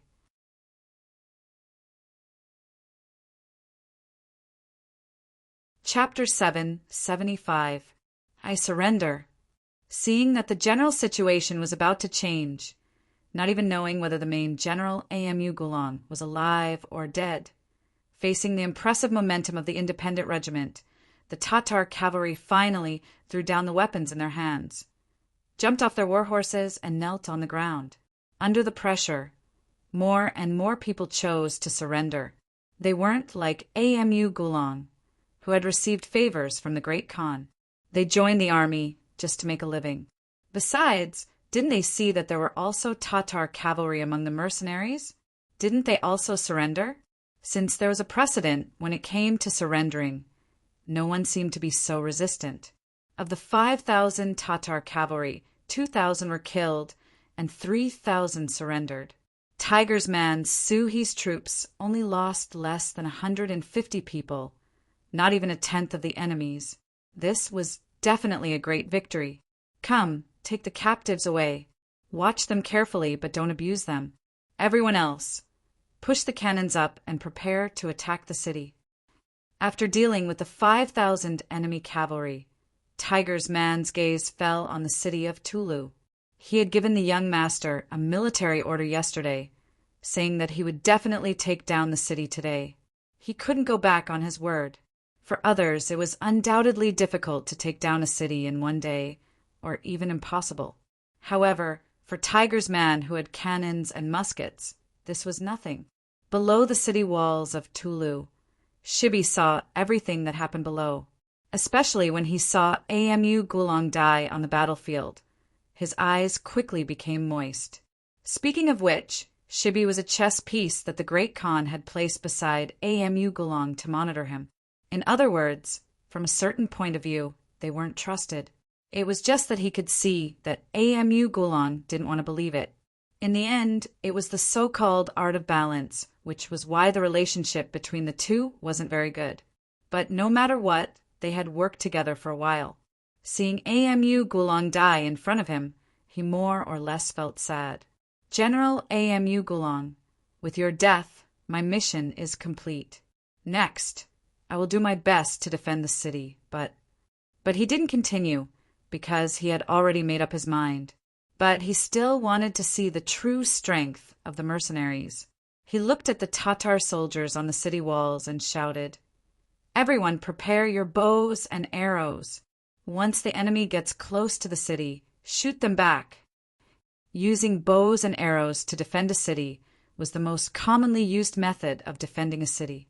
If it was summer, they would also get some kerosene and catapults, which would greatly increase their defensive capabilities. The archery ability of the Tatar soldiers was still very strong. At the very least, their accuracy was much higher than the Ming dynasty army. This was related to the environment they grew up in. Horses and bows were always indispensable. However, when facing mercenaries with firearms, everything was a different story. Send someone to tell them to open the city and surrender. Then we won't hurt the soldiers and civilians in the city. Otherwise, don't blame us for being rude. Tiger's Mane looked at the Tatar soldiers on the city walls with a pair of binoculars and said with a snort of contempt, "I'll do it." Vice Commander Eksan Honghai took the initiative to accept the task. He took a self-made iron horn and rode out alone. When he was 150 meters away from the city walls, he suddenly stopped, and then his loud voice had a chance to show off. "Soldiers on the city walls, listen up!" As Eksan Honghai shouted, the expressions of the Tatar soldiers on the city walls changed again and again. At this time, many of them couldn't help but look at General Shibi. Obviously, they all knew that if General Amu Gulong's 5,000 cavalrymen were defeated, their 5,000 infantrymen without war horses would not be able to resist at all. If they continued to fight, they would die. If they surrendered, they might find a way to survive. How? could Shibi not see the thoughts of the soldiers on the city walls? But if he didn't even fight, he would be letting down the dead AMU Gulong. So he said loudly, "Brothers, I know what you're thinking. But after all, this is a siege, not a cavalry charge. I think we still have the strength to defend the city. If we can't win, it's not too late to surrender. I think you all still like the feeling of freedom." Shibi's understanding of the people's hearts was immediately met with a wave of support from the soldiers. At this moment, the Tatar soldiers standing on the battlements stared at the mercenaries on the city walls. It was as if they were saying, "If you want to come, we'll serve you with bows and arrows." Xian Honghai shouted a few times, but didn't hear any response. He patted his horse and returned to Tiger's Mane side. He spread out his hands and said, "Tiger's Mane, they won't surrender." "Haha, if they don't surrender, then we'll make them surrender. Men, prepare the cannons. Musketeers, go forward and fire 200 meters away. The rest of the cavalry, get ready to charge with me." Tiger's Mane said with a face full of confidence. With his muskets and cannons, he really didn't put Tulu City in his eyes. The city walls were quickly prepared. 6 battalions, totaling more than 2,000 gunmen, slowly advanced. They stopped 200 meters away from Tulu City. Then they lined up in a straight line and aimed at the city wall. On the city gate tower between the battlements, Shibi was leading thousands of Tatar soldiers to look down. Originally, they had prepared their bows and arrows to give the enemy a head-on blow. But when they saw the enemy stop 200 meters away, they all looked down curiously. They didn't know what the mercenaries were going to do next. They couldn't be blamed. Their understanding of muskets was completely based on the impression the Ming dynasty gave them. At that time, muskets could only fire up to a distance of 100 meters. It wasn't much different from bows and arrows. The only difference was that it seemed to be more lethal. During the battle with the Ming dynasty, because of the distance, they couldn't see clearly how AMU Gelong's cavalry was hit. The Tatar soldiers still had a confused expression. The 6 battalions of mercenaries didn't hold back. Most of them were auxiliary soldiers. Some of them even had the qualifications to take the cold front test. During this period of training, their strength had reached a new level. Now that they were facing an enemy close by, they were already full of fighting spirit. All they lacked was the order to open fire. Now, the order was finally given. Tiger's Mane raised his right arm and lowered it. The trumpeter beside him blew the bugle horn for permission to open fire. Immediately, the sound of gunfire rang out. Countless bullets flew towards the Tatar soldiers on Tulu City as if they had eyes. The Tatar soldiers, who didn't have the slightest bit of mental preparation and didn't take the musketeers seriously, suffered a great loss. A second after the sound of gunfire rang out, a bloody scene appeared on the city tower. At least a few hundred soldiers were shot in the vitals because they didn't take any precautions. Only a few lucky ones managed to escape with their lives because the bullets missed and hit the battlements. "Quick, squat down. Don't stick your heads out." The moment the gunfire rang out, Bear instinctively lowered his head and leaned against the battlements. Because of this, he managed to avoid a disaster. But when he saw that many soldiers were hit by the muskets because they didn't dodge and fell to the ground with their heads tilted to the side, he couldn't help but shout out loud. Facts speak louder than words. There was no need for Bear to shout. All the soldiers looked for a place to hide with a frightened expression. They were very surprised. What kind of musket was this? Not only could it hit so far, but it was also so accurate. In the face of such a weapon, who would dare to stick their head out and shoot? What was the difference between that and seeking death? Like the other soldiers, Bear's face also showed a frightened expression. He was a general, but he also only had one life. If he was hit by a bullet, he wouldn't be any better. All the Tatar soldiers found a safe place to hide, so they couldn't pose a threat to the mercenaries below the city. It was at this moment that the city tower seemed to tremble. The mortars had begun to show their might. After accurately aiming at the target, the two mortars fired simultaneously. One of the mortars hit the city gate of Talicity. After a loud bang, the seemingly heavy city gate was completely blown apart. Along with the city gate were dozens of Tatar soldiers who were holding huge logs against the city gate. Their task was to guard the city gate. The enemy was cavalry, so they shouldn't be good at sieges. With one side defending and one side attacking, the situation should be in their favor. They didn't expect that the mercenaries wouldn't be polite at all. With just a blast from the two cannons, the city gate was blown apart. They didn't even have the slightest intention of drawing out the distance. When the city gate was open, the vice commander Xan Honghai on horseback roared and took the lead to charge into Tulu City. Behind him were 5 battalions of 2,000 independent soldiers. Xan Honghai launched an all-out charge. The commander of the Tatar cavalry regiment, Su He, also didn't want to be outdone. With a shout, he also led his troops to follow. While charging, he suppressed the shock in his heart. Heavens! The power of the mercenaries' cannons was too great. With such heavy weapons, what kind of city couldn't they take down? What kind of enemy could stop them? The general on the city tower was even more shocked. From the tremor, he could feel that the mercenaries should have opened the city gate. Now that he heard the sound of iron hooves, he was afraid that they were now rushing into the city. Once they entered the city, with the advantage of cavalry over infantry, how could he resist? At this moment, he suddenly felt powerless. He knew that Tulu City had changed hands.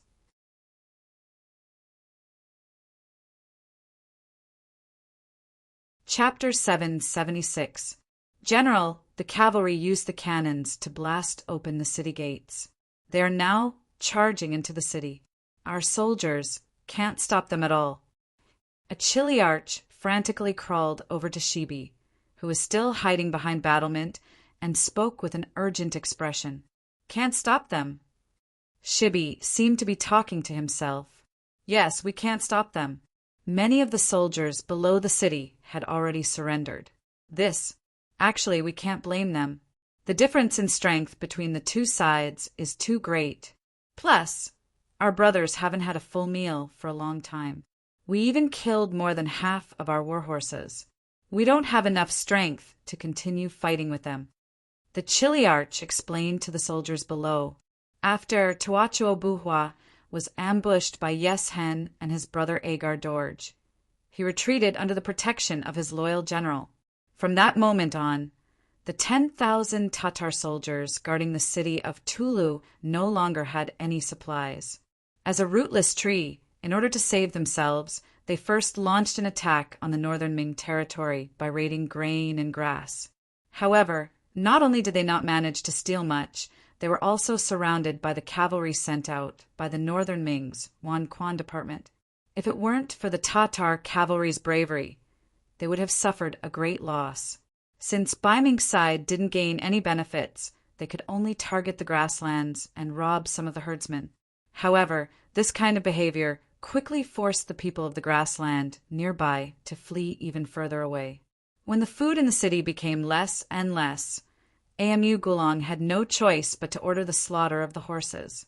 This was also the reason why there were 10,000 Tatar soldiers, but only 5,000 cavalry. Half of the missing horses were eaten by the Tatar soldiers themselves. They knew their own situation best. If the mercenaries were ordinary, the Tatar soldiers might be able to muster up the courage to fight and maybe even steal some food from them. But now, facing the mercenaries who were clearly stronger than them, they would die if they continued to resist. Knowing this, it wasn't a big deal that some soldiers chose to surrender. Sai, since the soldiers below the city have surrendered, let's surrender too. Tell the brothers to stop resisting and surrender. Shibi let out a long sigh as if he had made a very difficult decision. After saying these words, his whole body relaxed. It was as if from this moment on, he had put down a heavy burden on his body. White flags were suddenly hung on the city walls of Tulu City. Under the sunlight, they looked pale and powerless. When Tiger's Mane saw this scene, he laughed loudly. Haha, the Tatar soldiers have surrendered. Enter the city. The mercenaries entered the city more than 2 hours earlier than planned. Tiger's Mane's original plan didn't fully unfolded. This made him full of disdain for the 5,000 Tatar soldiers guarding the city. The way he saw it, even with the advantage of the city, the resistance was so weak. The general guarding the city was too incompetent. However, all of this changed because of what he saw after entering the city. When Tiger's Mane entered the city, Su He and Xan Honghai had already completely controlled the situation here. Even Shibi and the others were brought down from the city tower. They knelt on the ground and waited for Tiger's Mane to inspect and inspect.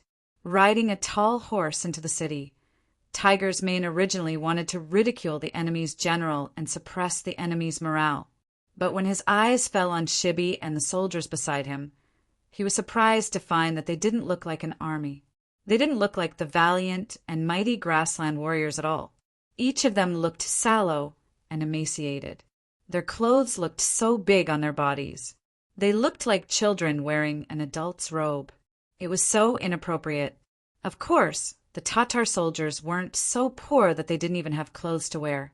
The reason for this was because they were malnourished for a long time. They didn't have enough food to fill their stomachs. As a result, each of them had lost a few kilograms or more. This made them look so out of place with the clothes they were wearing. Tiger's Mane rode on his horse. He opened his mouth to say something, but no words came out. Commander Su, he seemed to understand something. He rode his horse to his side and said, Tiger's Mane, I've already asked around. These soldiers haven't eaten for a long time. They even used their horses to fill their stomachs. Speaking of this, Su, he couldn't bear to see her like this. For the grassland warriors, the war horses were their brothers. Most of the time, the horses would be there if the men were still alive, and if the men were dead, the horses would also die. If they were to use their brothers as food, one could imagine how bad the environment would be. Not to mention, horse meat was sour and didn't taste very good. If it wasn't for the fact that they had no other choice, who would make such a decision? This, Sai, arrange for the food to be cooked immediately. At least let them eat their fill first. Tiger's Mane suppressed all the words he wanted to say. He finally understood why the Tatar soldiers, who always looked powerful, were so useless today. Presumably, without food, even if they were mercenaries, how much of their strength could they display? Su He thanked Tiger's Mane on behalf of these soldiers. Hearing Tiger's Mane's order, Su He sighed. No matter what, he was still a Tatar. He was connected to these people by blood. Of course, he didn't want to see his own people in such a pitiful state. Seeing Su He's touched expression, Tiger's Mane chuckled. Okay, go and pass down my order. Oh, right, the commoners should be starving. Pass down the order to make a portion for them. Try to let everyone eat their fill. Yes. Su He once again cupped his fists and thanked him. Then, as if he remembered something, he quickly saluted again and quickly rode away. Warm tears flowed out from the corners of his eyes. This time he was really touched by Tiger's Mane's actions. The news of the victory reached Yang Qindong, who was slowly moving. Looking at the battle report, Tiger's Mane took down the entire Tulu city at the cost of less than 200 casualties and captured nearly 8,000 enemy soldiers. Yang Qindong laughed. Not bad. Tiger's Mane did a good job. It looks like he has the talent to be a general. Seeing that Yang Qindong was in a good mood, Beta Persei quickly flattered him. That's right, Tiger's Mane is actually very capable of leading an army. After all, he has been by the young master's side for so long. Of course, there was another subtext to the sentence, which was that he had been by the young master's side for a long time and was also a talented commander. Naturally, Beta Persei wouldn't say these words out loud. He didn't forget the choice Yang Qindong gave him. He could either go down and be a regiment commander and lead an army, or he could obediently stay by his side. At that time, He chose the latter without hesitation. Towards Yang Qindong, besides admiration, Beta Persei also felt gratitude, because without this master, he might not even know where he would be right now, or whether he was alive or dead. It was precisely because of the sixth young master that he was able to bring him such wonderful things. Now that he was about to have a woman, the gratitude in his heart grew even stronger. He would never leave Yang Qindong's side, but if there was a chance to lead an army to the battlefield, he would also yearn for it. After all, men had such primitive impulses in their bones. Yang Qindong chuckled and didn't make any comments on Beta Persei's words. Instead, he waved his hand and said, "If that's the case, speed up the march. We'll rest in Tulu City today." The distance wasn't very far to begin with. In the afternoon, Yang Qindong and more than 1,000 people arrived at the foot of the city and entered the city together with Tiger's Mane and the others who were waiting there. Along the way, Tiger's Mane also gave a simple report on the battle that had happened. Previously, the scout had already reported the situation to Yang Qindong. Now he just had to repeat it. Tiger's Mane spoke very quickly. After he finished talking about the battle, his expression became a little depressed. "Young master, the people here don't have it easy." Hearing Tiger's Mane say that the Tatar soldiers guarding the city didn't have it easy, Yang Qindong's face revealed a very strange expression. Why did he suddenly speak up for the other party?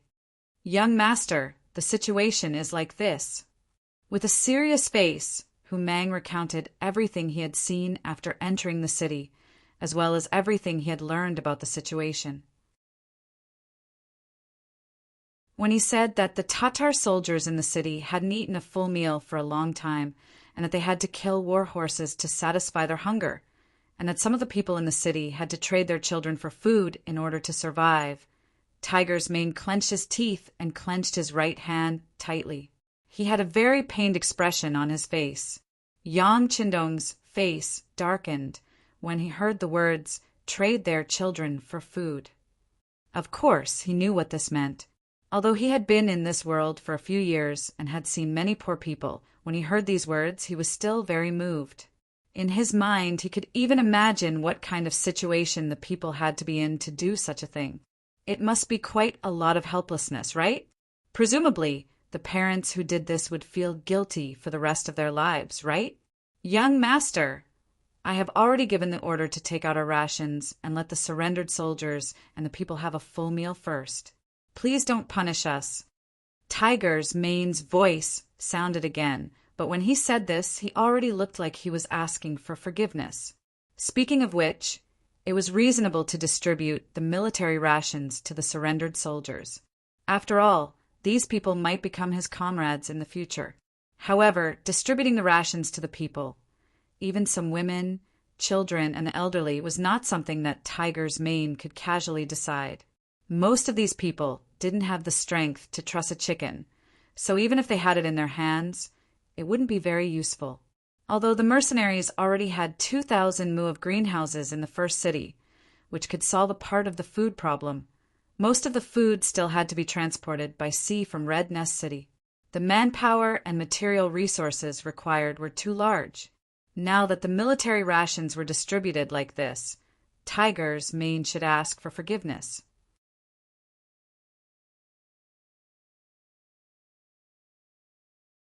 Chapter 777. Hey, what crime have you committed? Yang Qindong casually waved his hand. Although we don't have the ability to let all the people in the world live a good life and eat their fill, as long as we are willing to work hard, this problem will eventually be solved. What you did was not wrong. Thank you, young master. Tiger's Mane also knew that since he had been by Yang Qindong's side for so long, he could still make this decision.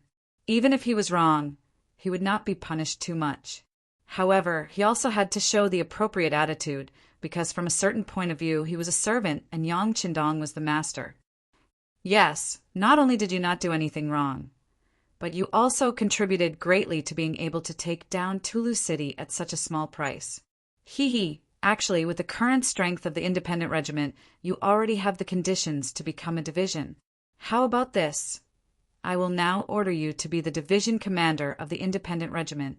Later, I will send a telegram to the military and political department of Chechen City to let them organize the records. You should also put in some effort and report the names of the officers under you to them." Yang Qindong said with a chuckle. Tiger's mane was his study companion. He had been following her since she was young, so she was very familiar with his temperament. Since he had such ability to command the army, of course he would do his best to promote him. Of course, he was the only one who knew if he had any other motives for doing this. Being promoted all of a sudden, Ming was still in a daze. Beta Persei, who was at the side, had already come over with a smile on his face. "Division Commander Tiger, congratulations. Remember to treat us to a meal later, hee. Tiger's mane only came to his senses after hearing this. While staring at Beta Persei, he also saluted Yang Qindong. "Young master, I am someone by your side. This independent regiment is only a temporary proxy. I have no intention of leaving your side, young master." Tiger's mane was not thinking about the position of a division commander. With his status, who would dare to treat him like that even though he was the captain? Even Commander Wu Sheng and Political Commissar Qin Bo of the 3rd Division of the Cold Front Division would respectfully address themselves as his subordinates whenever they met him. Since that was the case, it didn't matter whether he was a teacher or not. On the contrary, if he was forced to leave Yang Qindong because he gained a teacher, then the loss would outweigh the gain. "I didn't say that I wanted you to leave." Yang Qindong tilted his head and glanced at Tiger's mane. He chuckled and said, "Who said that you can't serve by my side after becoming a division commander? All right, don't think too much about it. If I let you be a division commander, just do it. Otherwise, it wouldn't be right for a regiment commander to always be a senior colonel." Tiger's mane didn't care about Yang Qindong's military rank. He only cared that the young master wouldn't let him leave his side. Therefore, when he heard this, he chuckled and revealed a face full of gratitude. "Let's go. Don't just laugh foolishly. Accompany me to take a look around the city." Yang Qindong pushed his legs and rode forward. Tiger's mane, Beta Persei, and the others behind him also hurriedly followed and headed towards Tulu City. Tulu City was indeed terrifyingly poor. From afar, there didn't seem to be anything other than some dilapidated and dangerous houses. Speaking of which, it was just like Alakamaki before he became the first city. He was so poor that he didn't even have anything. "Young master, this place is too poor. Should we transform this into a first city?" Tiger's mane's emotions had stabilized, and he began to speak from a strategic point of view. "There's no hurry." Yang Qindong slowly shook his head. "How about this? Tell the people that if they don't want to stay here, they can arrange for them to live in the first city. As for this place, just leave the soldiers to guard it." Tulu City's geographical location was very important. According to Yang Qindong's previous intention, he wanted to occupy this important place and then build it into a city like the first city. But along the way, his thoughts had changed. After all, this place was too close to Baiming. 200 miles ahead was Baiming's Wan Quan Department and Xian Mansion. If an accident happened, this place would become an isolated city. Not only did he need to arrange a heavy defense, but he also needed to be on guard against other people's attacks. This was not a good feeling, and it was not something Yang Qindong was happy about. Therefore, he hadn't made a final decision about the future of this city. He still needed to take a look. Since Yang Qindong said that he wasn't in a hurry, Tiger's mane naturally wouldn't say anything. He just nodded and remained silent. In fact, in the entire Yangtze, once it was Yang Qindong's decision, it was equivalent to the final decision. No one would dare to challenge his authority. The days in winter were very short. After just walking around the streets, the sky had already darkened. The largest house in the city had become the temporary Yang Mansion and Yang Qindong's temporary residence. After entering the Yang Mansion, Yang Qindong ate a hot meal while listening to the news from the scout. After reporting that Lu Zhua's 2nd Regiment and the 3rd Regiment of recruits had landed at the corner tonight, he raised his head and gave instructions. Tell Commander Lu to be careful. Although the Tatar army suffered a loss last night, it doesn't mean that they won't come to cause trouble. Yes, 6th young master. The scout received a reply, saluted, and turned to leave. But as soon as he left, Tiger's Mane strode into the hall and came in front of Yang Qindong, who had already stuffed the last mouthful of rice into his mouth. Young master, Commander Su, he is here. He said that he has something to report to you. Ask him to wait in the hall. Yang Qindong took the towel from Beta Persei, wiped his hands, and nodded lightly. Tiger's Mane's previous report said that when facing the Tatar soldiers during the day, the 3,000 Tatar cavalry regiment didn't have the slightest intention of going easy. This made him very happy. At least it proved that this person understood the big picture. Even so, he should be properly comforted and rewarded. Soon, in the side hall, Su He, who was wearing a black cloak, was led by Tiger's Mane to Yang Qindong, who was sitting at the head of the table.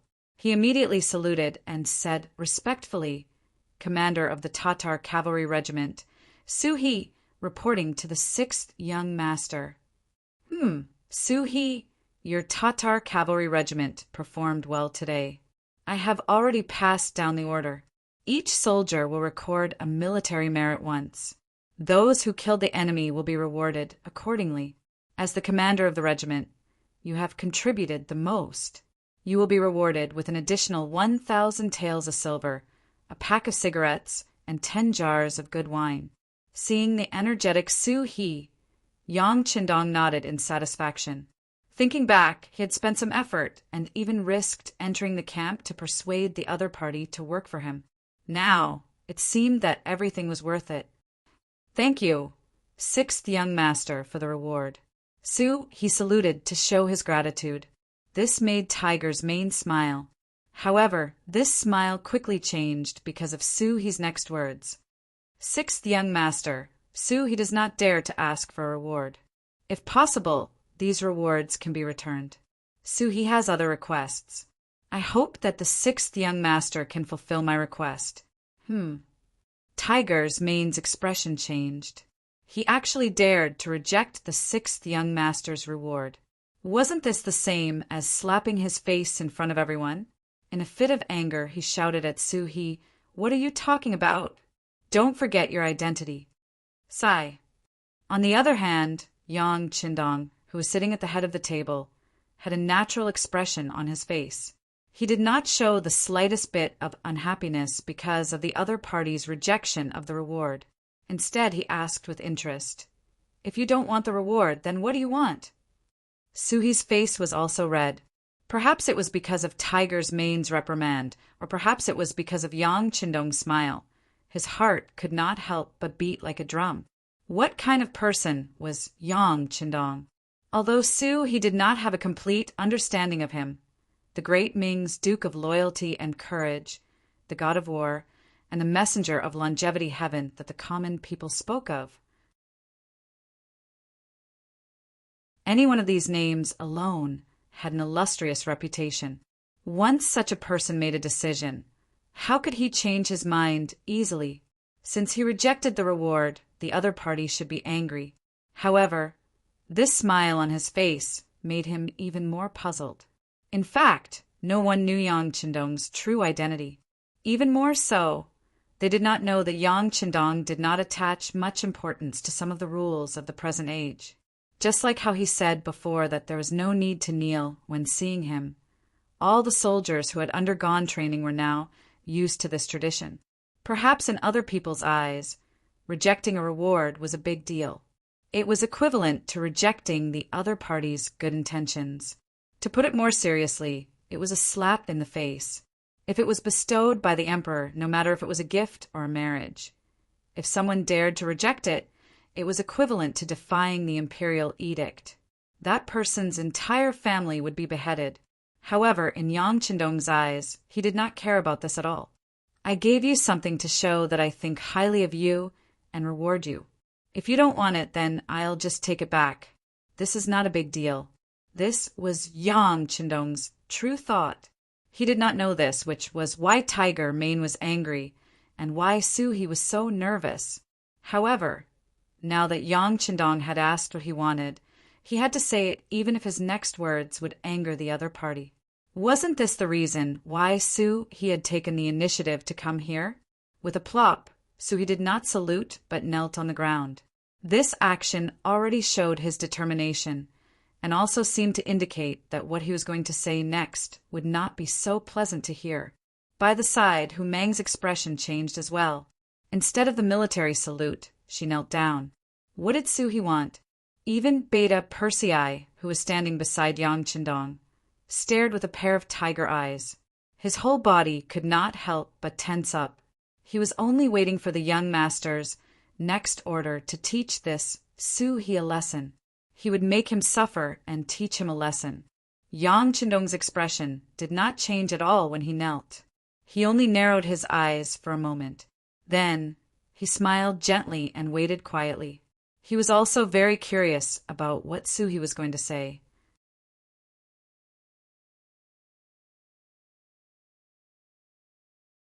Chapter 778. Suhi, who was kneeling with his head lowered, couldn't see the reactions of the others. After kneeling, he only wanted to say what he wanted to say. Sixth young master, Suhi requests that you properly collect AMU Galong's corpse and send it to Tungri. Please spare the 8,000 captured Tatar soldiers. Although they opposed you before, they had no choice but to do so. Many of them had received kindness from Tuacho Buhua Great Khan. They were just repaying their kindness. That's all. However, after today's battle, those kindness disappeared with the wind. I have talked with them, and many of them are willing to join the mercenary army. I hope that the sixth young master can help them. After saying everything she wanted to say, Suhi lay on the ground again, as if she was prostrating herself on the ground. At the same time, she seemed to be saying that she had finished what she wanted to say. She could be dealt with by the sixth young master as he wished. After he finished speaking, the hall fell into silence. How was this one request? There were clearly several, especially the matter of collecting AMU Galong's corpse. In the eyes of the others, this was even more impossible. Since they were enemies, they had to be prepared to be beheaded. Moreover, who didn't know that the mercenary army loved to observe wherever they went? This was a great psychological deterrent. Not to mention, Suhi had already tried to persuade AMU Gulong to surrender. However, the facts proved that it was useless. Now that AMU Gulong was defeated, the mercenary army defeated him with their own strength. Why did they have to bury him properly? Tiger's Mane, who knew everything, had a puzzled expression. He looked at Suhi, who was kneeling on the ground, and said, "Commander Su, don't you think you are too much? AMU Gulong is our enemy. Why do you want to bury the enemy's corpse properly? Also, how should we deal with the captives? Is this something that a commander like you can consider or even question? Don't think that you have made a great contribution by killing AMU Gulong today. Let me tell you, I don't even need the young master to make a move. I can easily deal with you. Moreover, the other soldiers of the Tatar cavalry regiment won't have any doubts. Do you believe me?" Tiger's Mane wasn't exaggerating. Although the majority of the Tatar cavalry were Tatars, and they were the Tatar cavalry under the leadership of Agadorji. However, after a few months of training, especially the political studies that took half an afternoon every week, many people's mentality had changed. At the end of the day, everyone was only willing to follow Agar Dorji because they wanted to live a better life. Later on, he surrendered with Su, and joined the mercenary group with the same mindset. Reality had proven that becoming a member of the mercenary group could solve the problem of food and clothing. Since that was the case, of course they would side with the mercenary group. Even if Su had other thoughts and wanted to leave, there wouldn't be many soldiers who would make the same choice. In other words, the true leadership of Su his Tatar cavalry regiment didn't lie with him as the commander, but with the higher-ups of the mercenary group, in the hands of young Master Yang Qindong. He was naturally very clear about this point as a famous general. He didn't doubt Tiger Main's words. He just lowered his head and said, "Commander Tiger, I don't want to do things based on merit. This is all my personal opinion and has nothing to do with the Tatar cavalry regiment. If you think I'm wrong, then punish me. I'll accept any punishment. Even if you want me to be an ordinary soldier, I'll accept the punishment. However, I hope that you and the 6th young master will seriously consider my request." Even though he knew this, he still didn't have any intention of relenting. This had already shown his determination. Because of this, Tiger Mane didn't know what to say. He could only glare at him angrily. Then he shifted his gaze to Yang Qindong, who was sitting at the head of the table. He believed that the 6th young master would have a way to resolve this matter. Yang Qindong had been listening attentively from the side. When he heard He's request and Tiger Mane's reprimand, he didn't make a sound. Now that everyone was silent, he coughed lightly and said, "Tiger Mane is right. Amu Gulong is our enemy. He didn't listen to persuasion and didn't take the opportunity we gave him seriously. Since he didn't take it, he's dead. Why should we collect the enemy's corpse? Commander Su, do you have any other reasons for this matter? Why don't you tell us?" Yang Qindong said this calmly, without the slightest trace of anger. However, it was precisely because of this that He, who was kneeling on the ground, understood that this was the 6th young master giving him a chance to explain. If he didn't take it, he might really be punished. Originally, surrendering was something that he was forced to do. He thought that he would just be wasting his time anywhere. Therefore, he decided to enter the mercenary camp and take a good look. If it didn't work out, he would just look for an opportunity to leave. However, he never thought that the moment he entered the mercenary camp, he would really be infected by the atmosphere here. Here, officers and soldiers were all equal. They were particular about punishment for mistakes and rewards for meritorious deeds. Moreover, the military discipline was strict, and they would never make things difficult for ordinary citizens. Here, they could eat their fill, wear warm clothes, and have a beautiful future to look forward to. Wasn't all of this what he had been pursuing all his life? So he naturally liked this place. He liked it from the bottom of his heart. Even if others wanted to chase him away, he was also sincerely unwilling. However, he still did it today because he knew that he had to do it. Now that the 6th young master gave him a chance to explain, he cherished it very much. He slowly raised his head and looked at Yang Qindong, who was sitting there with an expectant look, and said, "6th young master, I did it because it was not only my idea, but also the idea of the 8,000 captive Tatar soldiers. I have talked with this person and found that he is a rare talent. I wanted him to be used by the 6th young master, but he made this request, so..." He didn't say what so, but he believed that the 6th young master would be able to guess it. Yang Qindong's expression didn't change much.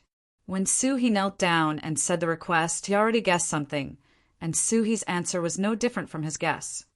"Well, tell me in detail." "Yes, 6th young master. As far as I know, Amu Gulong was an orphan when he was young. His parents were killed by the enemy. He grew up eating the food of hundreds of families. Later, he met the great Khan Tuachuo Buchuo and was raised by him. He was someone the great Khan trusted greatly. Later, he was arranged to guard Tulu City. Because of this, even though he knew that he had no chance of winning against the mercenaries, he still made the decision to fight. He wanted to use his life to repay the great Khan's kindness. Even though he knew that he would die, he still did it. Isn't this loyalty worthy of respect? Furthermore, this subordinate also learned from the other captives that when there was no food in Tulu City, Amu Gulong did not rely on his status as a general to steal the soldiers' rations. On the contrary, he ate whatever the ordinary soldiers ate. He set a very good example, which also made him hold a very high position in the hearts of the soldiers. If we can properly collect his corpse, the other Tatar soldiers will definitely be grateful. This will play a better role in the future when we incorporate them into our forces. Of course, the reason why I made this request is to let go of this person. I originally thought that he was just a deputy general by AMU alongside, but after a long conversation between the two of us in the afternoon, I realized that this person had lofty ambitions. In terms of the overall situation, even I was inferior to him. After that, I learned that this person also didn't have a good background. His mother was a Han, and his Mongolian bloodline wasn't pure. Therefore, he had no room to display his strength. Such a person should be the one the sixth young master took a fancy to. I advised him to follow the sixth young master, and he raised the issue of burying AMU Gulong properly. He also said that this was his promise. If he couldn't fulfill this promise, he would rather die. Wasn't such a loyal and affectionate person the sixth young master was looking for. That's why I boldly suggested this and asked the sixth young master to approve.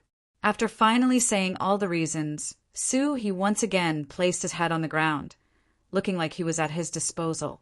More than once, he mentioned the name of I'm leaving.